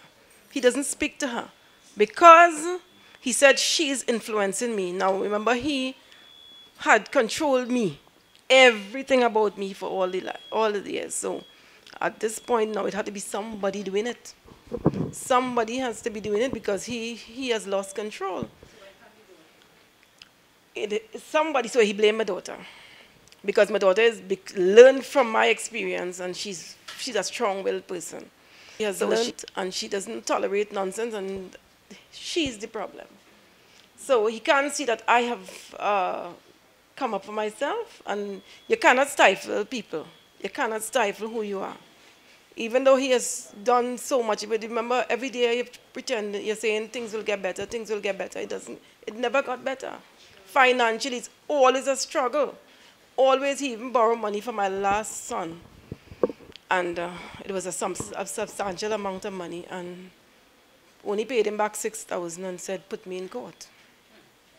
So it's a very, very, very difficult situation. You have to be in it to understand. And I don't understand why, like I said, I was very aggressive growing up because I had to protect me. So most of my family was like, how come you allow this man to do this for so long? And added to which, from day one of my aunt came to me, well, you know, he came on to her. You know, I didn't believe. Both sisters, I didn't believe. My cousin, I still didn't believe. Well, I don't know how I was so much into this man that I couldn't see what he was doing. All right, so when my cousin, I'm apologizing to my cousin, which I know she would watch. I apologized too many times for telling her the hurtful things that I did tell her, because my husband, if you see him and who knows him, will never believe he's capable of anything, because he walks like he wouldn't hardly want to touch the ground. So what you see externally is not always the case. And I love the man, and you could say I was like a tripod. You know, there's something I learned during the course of doing this research for Light in the Abyss. There is something called a counterbalancer. People become counterbalanced in a relationship, in a family setting. So some they try to, well, where they're sorely lacking, that person sort of make up. So I could say my husband piggyback on me, because I built that family. You could say, they say, you know, women are the backbone, but sometimes backbones break, and we become incapacitated. So women have to just be careful. If you see a situation, now I know one thing I could always say, do not tell a woman who is in an abusive relationship, you're stupid for staying there. Trust me, in time, they will come out for themselves. You cannot, all we have to do is be supportive and be there for them when they need us. You know, they come, they run back and forth, back and forth. Don't, you know, tell them, you know, hurtful things, you know, you stupid, yes, you encouraging that. In time, they would cut up. Nobody who knows me would ever believe I would be here. And I could stand for myself, because my husband did everything for me. Said, at least I would buy my underwears, until I said, I'm going to buy my underwears for myself. And then he started to, even when we go to buy the underwears, he's right there waiting, right there, always there, always there. So it's a stifling situation on my journey to taking back my life. Yes. I'm doing my products. I'm still doing the radio program. I am going for my license. That is one thing I have to get my license. Yes. And do not let a man, don't settle for less, and let a man tell you who you are, because that is one of the things he said. He said, I was trying to make you somebody. Actually, he was making me nobody, because I was very unhappy. And now I feel liberated. I'm not going to say emancipated. I'm going to say liberated. Liberated is when you take back. Emancipated is when, you know, somebody give you something. So I took it back, so I'm liberated. And that word emancipation, I don't really use it again, because I understand the difference in meaning. So these programs have helped me. Self-medicated, but you know, as Ms. Ravello said, we also need the professional help, which I'm going to seek. Ms. Ravello, thanks for your advice. And we women are stronger than we think. Don't take abuse. If you cannot stay in a relationship, do not stay in a toxic environment, because it breaks you down mentally in every way. I mean, I was sick. I was always sick and couldn't function efficiently. But I've taken back my life. In the interim, I've met Onika because of MCR, Melanated Community Radio. I've met her because had I not met, be part of that radio program, I would never have reached out to a women's organization, and I reached out. I think she was the first one I reached out to, Onika, and she has been there with me all the time. You know, when we go through, when the incident happened with the woman, she was always there for me. And of course, the crew at MCR, Tammy, Nazreen Mohammed, Ursula Touré, William Malisette, all of them are part of MCR. David Rattler, mostly, because he's the PA project manager. He's the one who had the vision to do something. Shania Limited is like, if anybody has music, local music at radio stations, don't want to play, or you want your music exposed, you can go to the site, Melanated Community Radio. You stroll along, and you can fill out the form. As a matter of fact, I have a guy from Faizabad. His music is being played all the time on the radio program.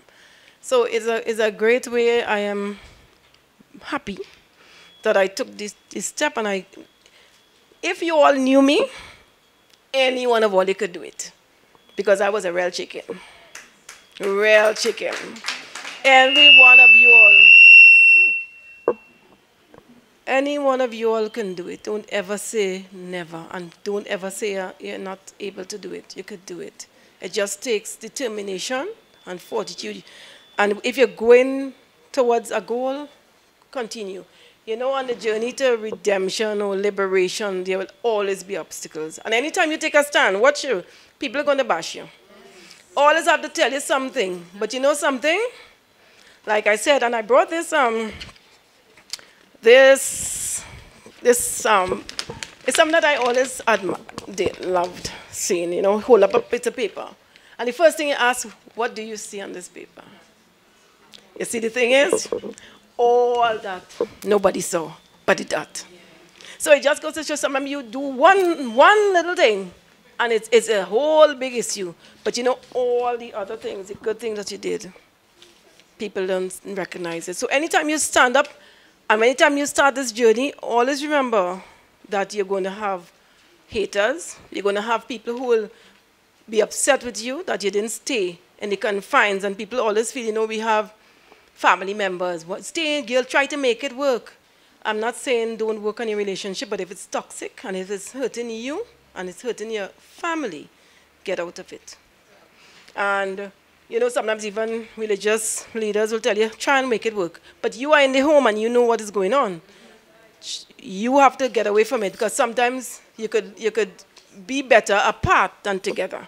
And don't be like that counterbalancer to carry the weight of the family and the tripod to hold the camera, because it could be like a tripod. It can get heavy. It can get really heavy, because that's what happened to me, and I felt like I was going to go off.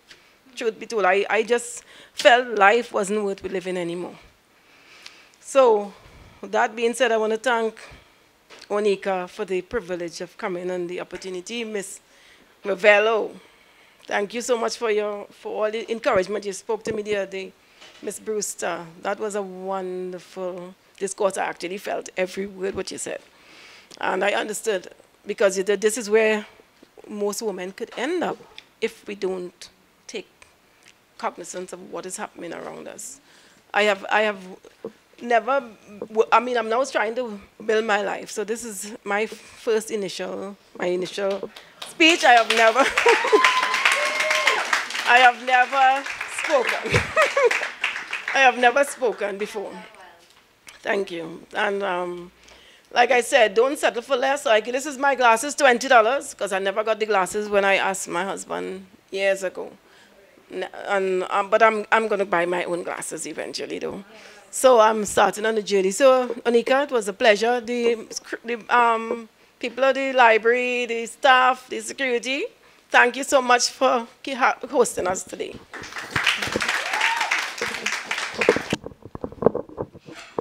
And thank you so much, Denyse, for doing this very brave and courageous thing.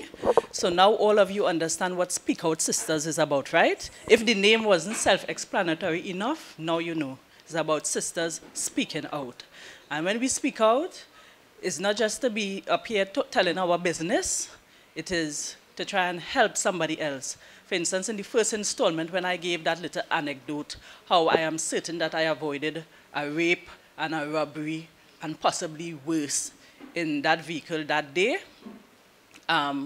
You know, if it wasn't for that friend of mine that shared that story, because sometimes we want to keep things so private, because we don't want our business out there, and you know, they have a set of bacchanalish people that spread their business all over the place. But thank God that he works in mysterious ways, and she was able to share that story with me, which in turn caused me to be spiritually alert, and I was able to hear the voice of God when he spoke, and I escaped. So I'm very pro sisters speaking out.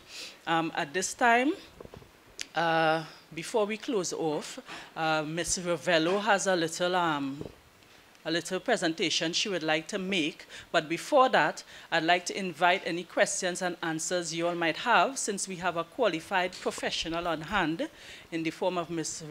Ravello. As well as I'd like to invite any ladies here who might want to share any little anecdote with the audience before we close off. So I'll leave the floor open. Anybody who would like to share a story with us Following that, Miss Caroline Ravello will make a short presentation again, and we'll close off with Miss Wendy Brewster once more with her spoken word. Okay?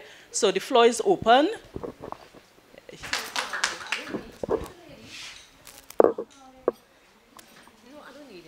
Yes, you do. Okay. Yes. Good afternoon, everyone. My name is Avian Dennis, and I'm from Sandy Randy. I just need to tell you something, honey. You make my heart feel a little, because I'm kind of emotional, but I have been through similar stuff, not as much as you, but you can see my lip here.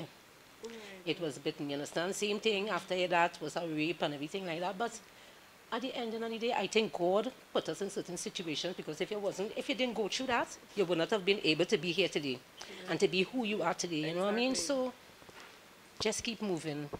And don't look at your husband in a bad way. Look at him as in a good side, that if it wasn't for him, you would have never been able, no matter what he did, you would have never been able to be here. Yes. Right? So love, and you're nice, you're jealous here. One thing I forgot to say is abuse is not always physical alone. It's psychological as well, emotional. And also we have to remember, like I said, the past makes us who we are. You understand? It builds us up accordingly. Like I always say, the past is like the umbilical cord to the present, which preserves us and nourishes us for the future. So we can't forget our past, and the past really brings us to where we are. So, yeah. Good evening, everyone. My name is Leandra Clark. Now, I know about physical. I just always tell people, anything a man could do a woman has been done to me, other than a man killing me. At the age of 8 and the age of 6, I was raped. I was a total mess. The first one was by an uncle. The second one was by a family member, a friend, a close friend of the family. And I always say that when I get old enough, I would kill these two individuals. But let me tell you something. Life have a way of, you may plan things, you understand? But God does guide your steps. I never killed either people. My uncle died on his own. And the next individual, to this day, I do not know what happened to him. But let me tell you something. I knew they have a God, but I never had a personal relationship with him. Now, our house is flooded with Bibles, but I can't even tell you what the first word in the Bible was, right? Now, I am an ex-inmate from Golden Grove. And when I went into there, I not only learned about God, I got a personal relationship with him. I got baptized in there. And let me tell you, and because of that relationship, I learned to forgive. You see, forgiveness, you see, even the people who have done us something, we need to forgive them, whether they are alive or they are dead. Because you see, that weight, when you carry on that weight, eventually your shoulders just continue going down. You need to forgive them and throw off that weight. And when you throw off that weight, you just realize you just get a light feeling and you can move. And when you start to move, you just go higher. You understand? Now, I just tell people this, right? We know that the tongue have power. Life and death lies within our tongue. Think about this. God spoke everything into existence. So when they say we were shaped and made in his likeness and image, the same way he has power, we have power. Know what you're going to say, because everything you say eventually will come to pass. This is my little testimony and encouragement to all who have been abused.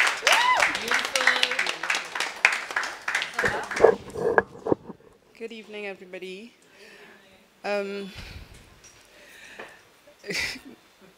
God doesn't make a mistake. I believe that Ms. Reys, thank you for your story, your testimony. Thanks for sharing your life. I have been through it. I'm still going through some of it indirectly. And it's a very real thing that you said about the legal system.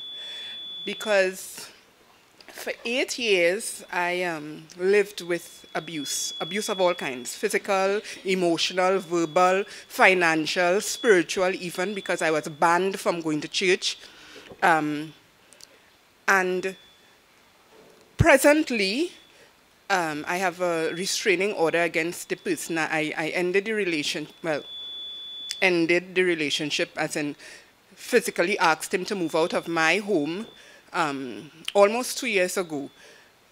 And it's only 2 months after him leaving, me putting him out, I found out that I was already 2 months pregnant with our second child. And currently, we have several court matters going on, but we need to do something, not only as women, but as a community, because this person is allowed, or is being allowed to get away with stuff because he's an employee of family court. So for instance, I'll tell you, even a simple thing, a very mundane thing, as in me going to apply for maintenance and custody of our 2 children, they gave me a date. I applied. So February of this year, even though we were separated, my second son was born actually November 4th last year.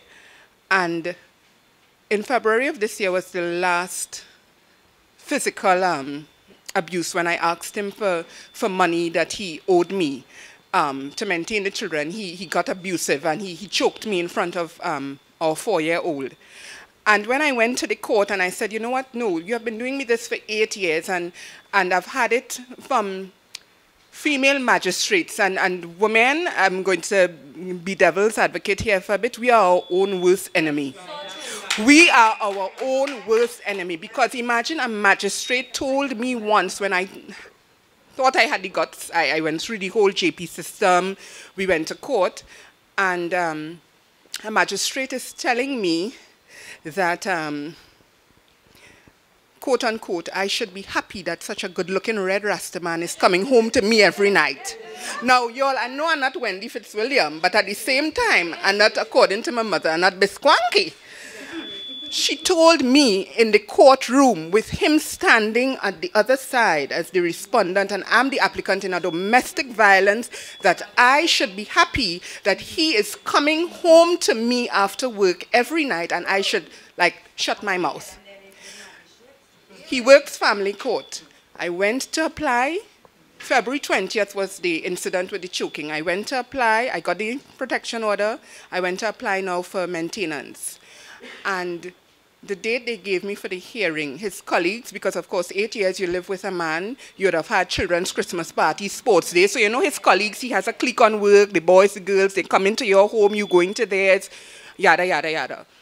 And these young ladies, who he would have probably given his version of the story to, they gave me a date for the court hearing. Now listen to what I'm saying, March the 9th, I went to family court to make the application in Port of Spain.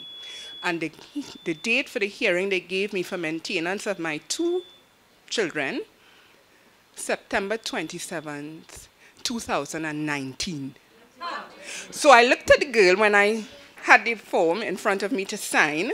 So they have a new system now where you don't really have to go through the JP thing. So they're doing all the work and they're just putting a stamp. So I look at the form before signing it, because I have a thing with reading before I put my signature. And I said, oh, there's a typo. And she said, what, did I spell the children's names wrongly? I said, no, that's correct, the date of birth is correct. But I said, I think we're in 2018, and this is saying 2019. So she looks at me, of course in her bland, blonde bimbo style. No, that's computer generated. So I said, don't make me for a fool. I have 2 masters and a PhD. Don't look at me like a fool at all. I said, this is not computer generated. This is a lot of human assistance here. And she said, well, I can't do anything about that. And I left the court. I left family court in Port of Spain with tears in my eyes, because I remember one of the things he always said, and Denyse, this was so instrumental in what you said. He always told me throughout the 8 years that nobody would believe me and that I would be made a laughingstock if I ever take him to family court, because he has his people in the right places. And it's true what the man is saying, because my first son, who is 4 years old, his godfather is one of the managers right now at Family Court. He was the human resource manager at the time, but now he's one of the managers. And his new but old boo is his supervisor, his immediate supervisor, who he was in a relationship with while we were in a relationship. And it seemed as though what he was saying for the 8 years that kept me at bay, kept me going to the JP, but then just not appearing in court or just not going further with it, it's true because he's being allowed to do stuff. I ended up that day leaving the court in tears, and when I was walking through Woodford Square, I said, no, Robin, you have good brain cells between your two ears. Within that 8 years you lived and lay down next to this man, you got a name or two as to who the higher-ups are. So I turned right back around, I went to Hall of Justice, and I asked to speak to the head of Hall of Justice, who's in charge of family court. And I told her, I said, look, I said, by the time this date rolls around, my baby wouldn't need Pampers, he'd be needed university tuition. I said, so you need to do something about this date and about this man who is letting me know and letting other persons know that he's untouchable. Those were his words, he's untouchable, and I would be made a laughingstock of. And people, I got a date. They still try to give me a puppy show in the court hearing. The date was moved up to May this year. But of course, he has been working there from the inception of family court. So you're looking at 15, 16 years. So the magistrate, so for those of you who know the family court setting in Port of Spain, it's round table. It's supposed to be one of not intimidating you and so on. And the magistrate, the court order lady, everybody is his friend. And I am telling them what I'm there to do, in, custody and so on, because I know this person. And he's telling them, I don't want custody of the children. I don't want the children. They could end up ward of the state and whatever. And because of what he's saying, that's how the court thing was going. Till I had to tell the magistrate, you see the friend thing that's going on here?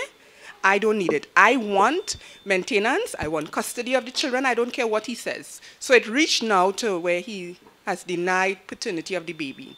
But I live to see that just last week we had the court hearing where the paternity tests were revealed, and he's 99.99% the father. He knows. But of course, I know he was doing all of that to get out of pain maintenance for a second child. And of course, the maths of the pregnancy had to add up because it would show that he was, even though that was a result of spousal rape, that pregnancy, he had to prove to his supervisor that, well, I wasn't there while I was with you. But it showed. It showed up. You understand? And even now, he has turned around now and is now applying in normal magistrate's court for a protection order because I have come on his job. And these people are allowing him. As I told the magistrate, I don't know if I can go to a gas station or to Massey stores to get maintenance. Family court is the place I have to come. So luck of the draw is that you are working here. Shame on you that it had to reach to that. But he never thought that I would have followed through. He never thought I would have followed through. And I think the legal system, that needs to be addressed. It needs to be made public that these abusive persons are actually being allowed, and you, the abused person, is being treated like the perpetrator, like the bad one. And I think we need to address that. Sisters that speak out, I don't know, maybe some sort of forum or something to address the legal aspects of it. I've told them this man has abused me, he has raped me in front of my 4-year-old son, and he has still been granted 24-hour access to the child. My son I'm seeing that he is going through trauma. You know, he's a preschooler. This man is as evil, and I don't use this term lightly, he is as evil as they come. This man has tried to kill me. He's trying to tell me that he told me he had a sexually transmitted disease, and I willfully, just because he knew who my mother was, what my mother used to do. You know, she was the coordinator of sexual and reproductive health in the Southwestern District and County Victoria. And you are telling me that you told me you had a sexually transmitted disease, and for 8 years. So as I told him, I said, if I only knew or had a hint that you had the initial for that sexually transmitted disease, I would have told you, hi, bye. We would have never lasted 8 years. But thank God there is a God. I'm not infected. My children are not infected. But this man has, and he is now threatening, even though I have a protection order, effective for the next 2 years, where he's not even supposed to use verbal threats. He's threatening that if I continue any legal action, he has videos of me using obscene language in times when, yeah, he was also always a filming star. Anytime he would get into any physical thing and I'm reacting or defending myself, he will tape me. So he's now threatening that he will use those tapes to make sure that I will not be employed anyway in Trinidad and Tobago. You understand? But we need to address the legal aspects of it because they are getting away. They are being treated as if they are the victims or the survivors. And sad to say, I have seen more compassion from male magistrates that have been before versus even our female magistrates. And we have this stereotype, I think it's in the Caribbean and in Trinidad and Tobago, that this is not a racial or socio-economic thing. And this is my own experience, my own observation, that domestic violence only happens to uneducated Hindu women. Please, I was a professor at UTT in petroleum engineering. I have a PhD in petroleum engineering, a master's in chemistry management, and a master's in education. And I was abused for 8 years. We have this stigma that it only happens to people who didn't finish primary school, and that is nonsense. There are professional women there are police officers who are being abused. There are lawyers who are being abused. There are medical doctors who are being domestically abused.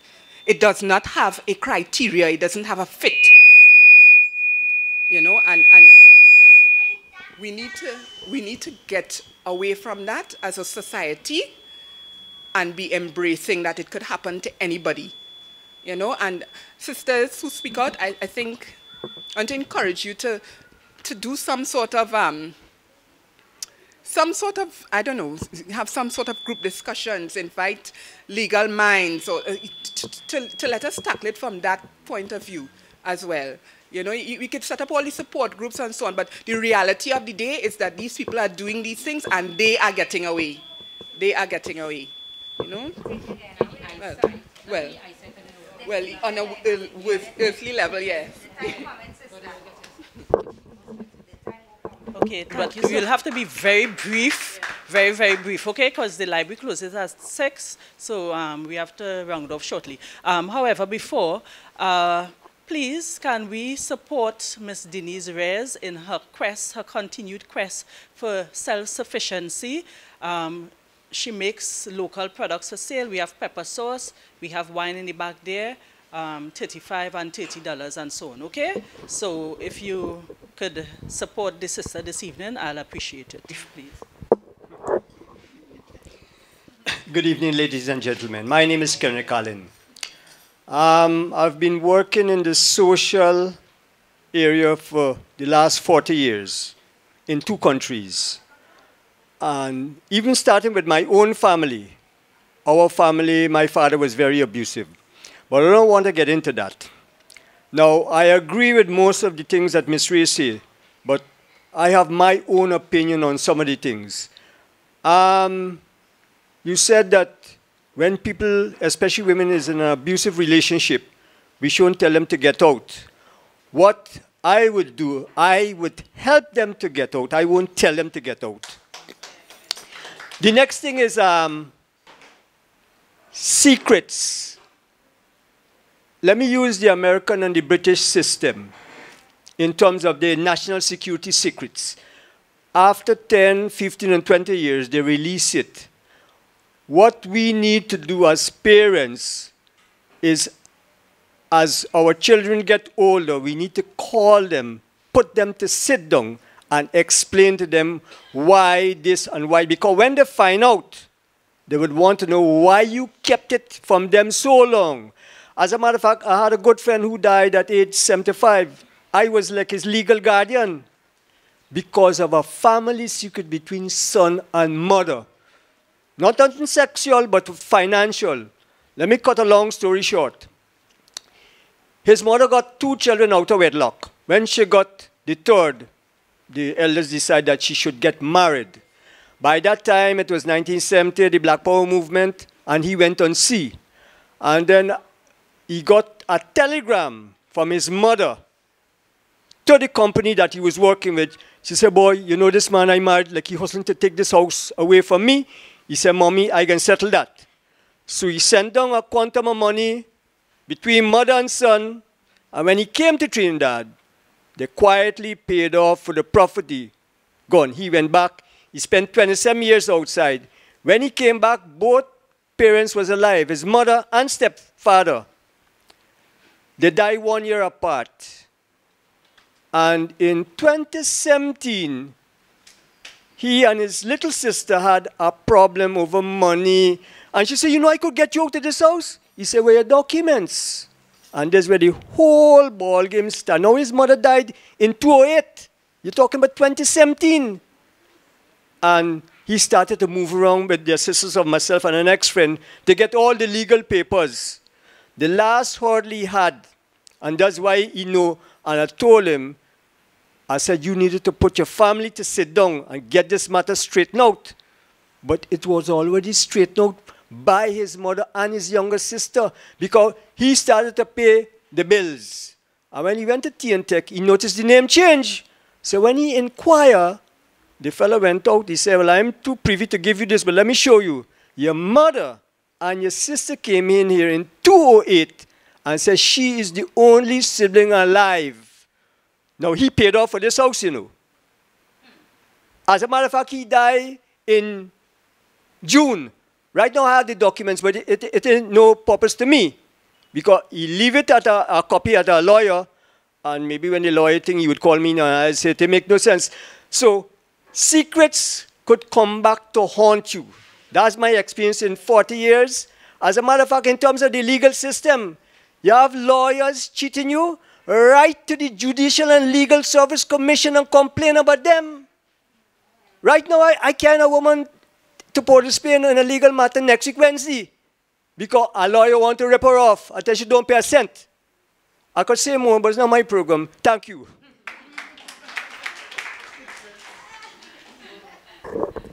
Okay, thanks. So, you know, we're going to continue this discussion offline because, you see, we have a dynamic group of women. We have an online radio station. We have talent. We have spoken word. We have all sorts happening. So we're going to collaborate among ourselves. We have a professional on board, Miss Caroline Ravello. And so we're going to continue this collaboration, okay? So at this point, if nobody else has anything brief to say, I'd like to ask Miss Caroline Ravello to come to the floor, please. You again. I just want to take the opportunity very quickly to introduce you to the Green Ribbon campaign. Now, I got a bottle of water when I came here today, and it's pink, and there's a pink ribbon in it. Whenever I wear the green ribbon, and I ask people, do you know what this is? They say it's the green cancer ribbon. This is the green ribbon for mental health, okay? Now, the reason we wear it, and we try to wear it every day, is to educate. Mental health stigma is one of the main reasons we're not as open as we should be about mental ill health. We wear the ribbons to fight against stigma. So today my gift to the group, and I hope we have sufficient ribbons, is to give you each a ribbon. These are $20 each. We sell them from Create Better Minds. We pay to bring them across the seas from Thailand. I should tell you that. But we're going to give one to every person here. Debbie Ann will help me with that. And Debbie Ann also, there is a green, so I like to use green for everything except well. So what you can do, if you have a question, if there's something you want to find out, we'll give you a sticky note, and you can just write, because this is the end of the session. But I want to tell you about the green ribbon. I want you to be sure that you wear it. And when people ask about it, say it's for mental health. You can look it up. It's a lime green ribbon because there are many different ribbons that we wear. The Green Ribbon campaign is an international campaign, and it is about opening the conversation about mental illness. So you can give them out. You each will get a ribbon. I think I have more because you have 24 in your hand, and you can write any question you have on it, on the paper that you're getting. So last week in Port of Spain, we did something called Paint the Town Green. Oh, here are more ribbons. Paint the Town Green is our local green ribbon campaign. So if you did not hear about it from World Mental Health Day, from 2018 onwards, our local campaign, our local green ribbon campaign is called Paint the Town Green. So we had green scarves. But because we had so many scarves to do, we did it differently. We did not hem it for you, but we wanted to see your creativity, how you can take this and do something that you can wear today. So I have 5 of them. I'll give them out. And when we finish and while we're milling around, I did that again. You can do your design. Do a design. I'll take a photo of it and enter you in the competition. This is the green ribbon campaign. There are 5 of them. You can distribute them for me, please. So welcome to the Green Ribbon Advocacy Campaign. It's called, what's it called in Trinidad and Tobago? Paint the Town Green. Paint the hello, everybody. What's the campaign? Paint the town green. And that's what we're going to do, because the water bottle is pink. And when we ask the corporate sponsors in Trinidad and Tobago to take our campaign on board, they're like, we'll give you $1,000. Because guess what? This is Breast Cancer Month. But how many of us in here have a diagnosis of breast cancer? Raise your hand. Don't raise your hand. Don't do that. How many of us in here, when you came here today, you came with a mind? Right. Can you see what I'm saying? I'm saying that the Minds campaign ought to take some precedence. And if we can't get it from the top, we'll push from the bottom. Wear your ribbons proudly. Thank you. Okay, ladies and gentlemen, brothers and sisters, we've come to the end of another informative and inspirational session of Speak Out Sisters. So I'd like to thank all of you for being here this afternoon and for not letting the rain stop you. We really appreciate it, okay? And for everybody that's going far back to the east and even closer, I hope that, you know, we arrive safely. Right? So thank you again for coming. God bless everybody. From Miss Wendy Brewster, let's hear from what Auntie has to say first. You're going to come to the front? Yes. Auntie wants to say a couple words.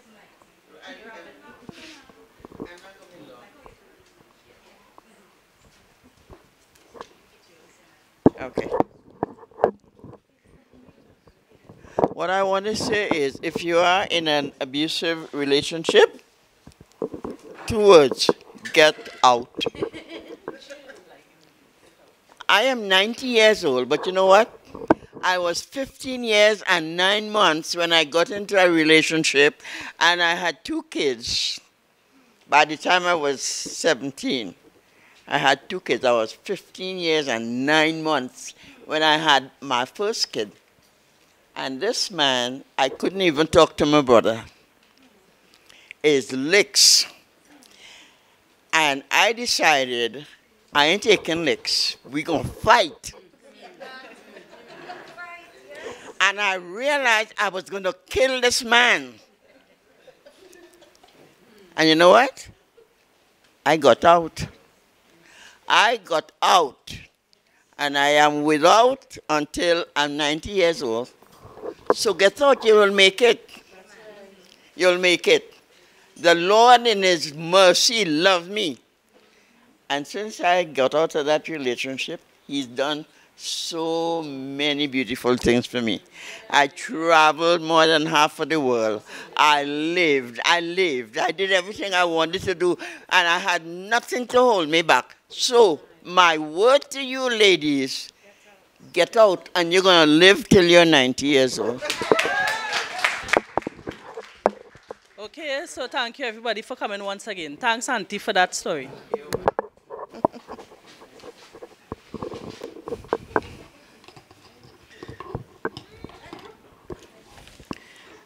This piece is to end this session, reflections. And what I want to bring to the forefront is that I have with me 5 women. 1, 2, 3, 4. 4 women, I'm overcounting. They have inspired some of the writings that I have done. They have also done pieces that it was to help other people who are in the same situation. It is to prevent what happened to them from happening to people in the same situation. And at a point in time in my job, I thought it didn't make sense, but nothing happens before its time.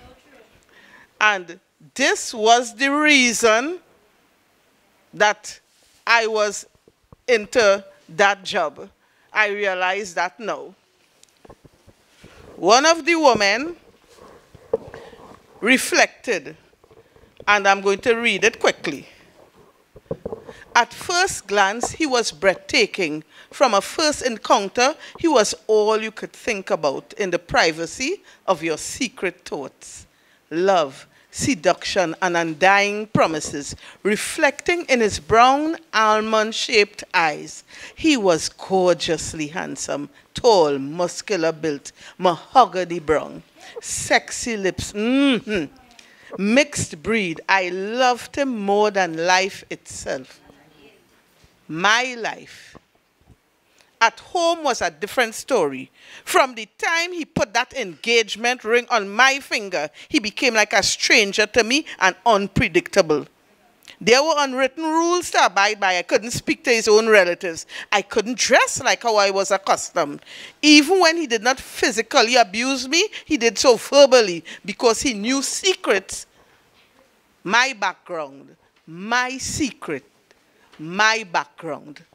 If I smile at anybody on the few occasions that he carried me out, bow slap when I reach home. The first time I raised my voice at him, he beat me to the ground. That is the day I was going to tell him I was 2 months pregnant. But after the merciless kicks and cuffs to my stomach, I was no longer carrying his child.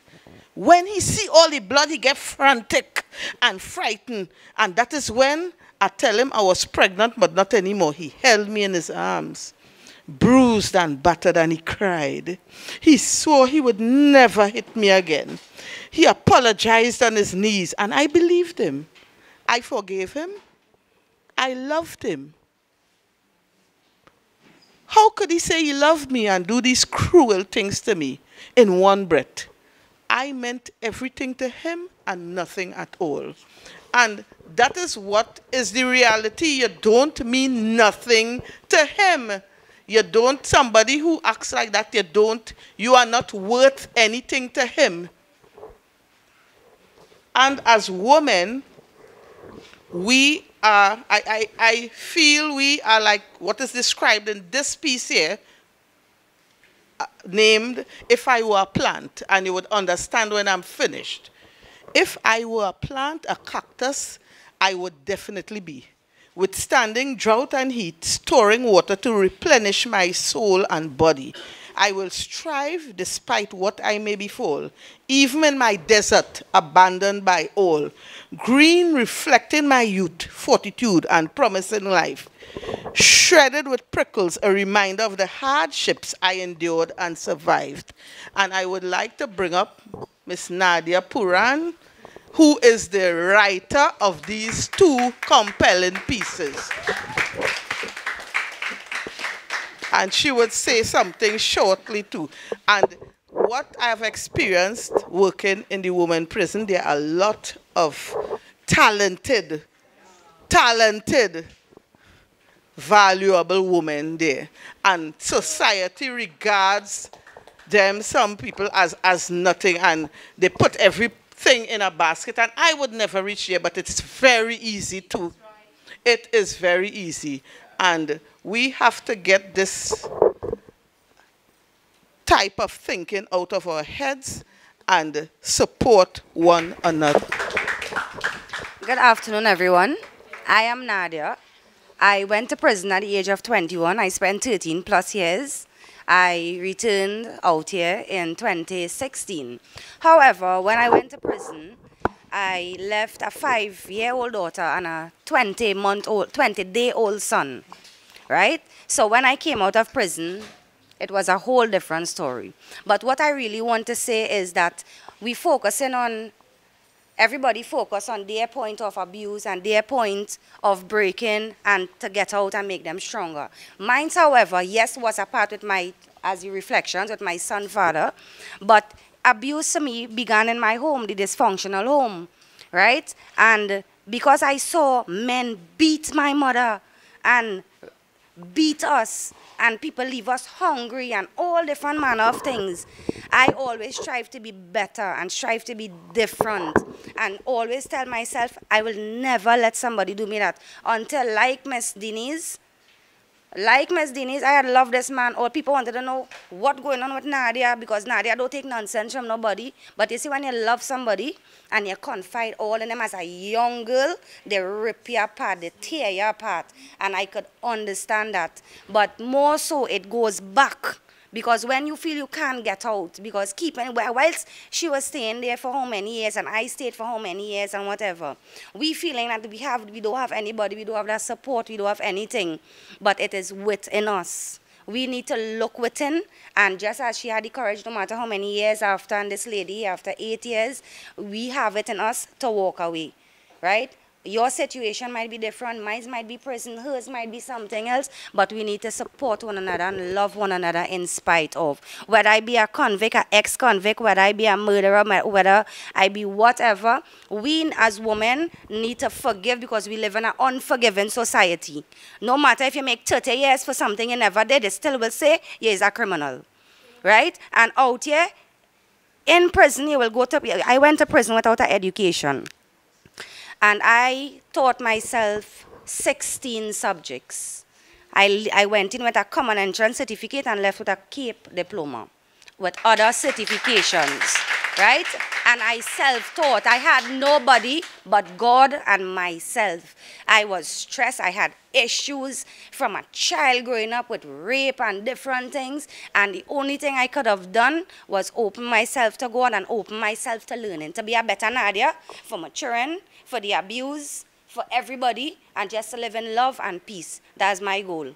After prison, as a young girl, as a young mother, live in love, respect, and support one another. That is the only how we could done at the crime situation. You need to love one another and treat people fairly. You understand? So, all in all, I just want to thank God and thank you all for allowing me to be here, and Ms. Brewster and my fellow sisters for the support and love all through the rain from on the east to down here. So, thank you all again. Okay, well, I guess this is good evening for about the third or fourth time. Next time we'll have a longer session, okay? God bless everybody. To be announced.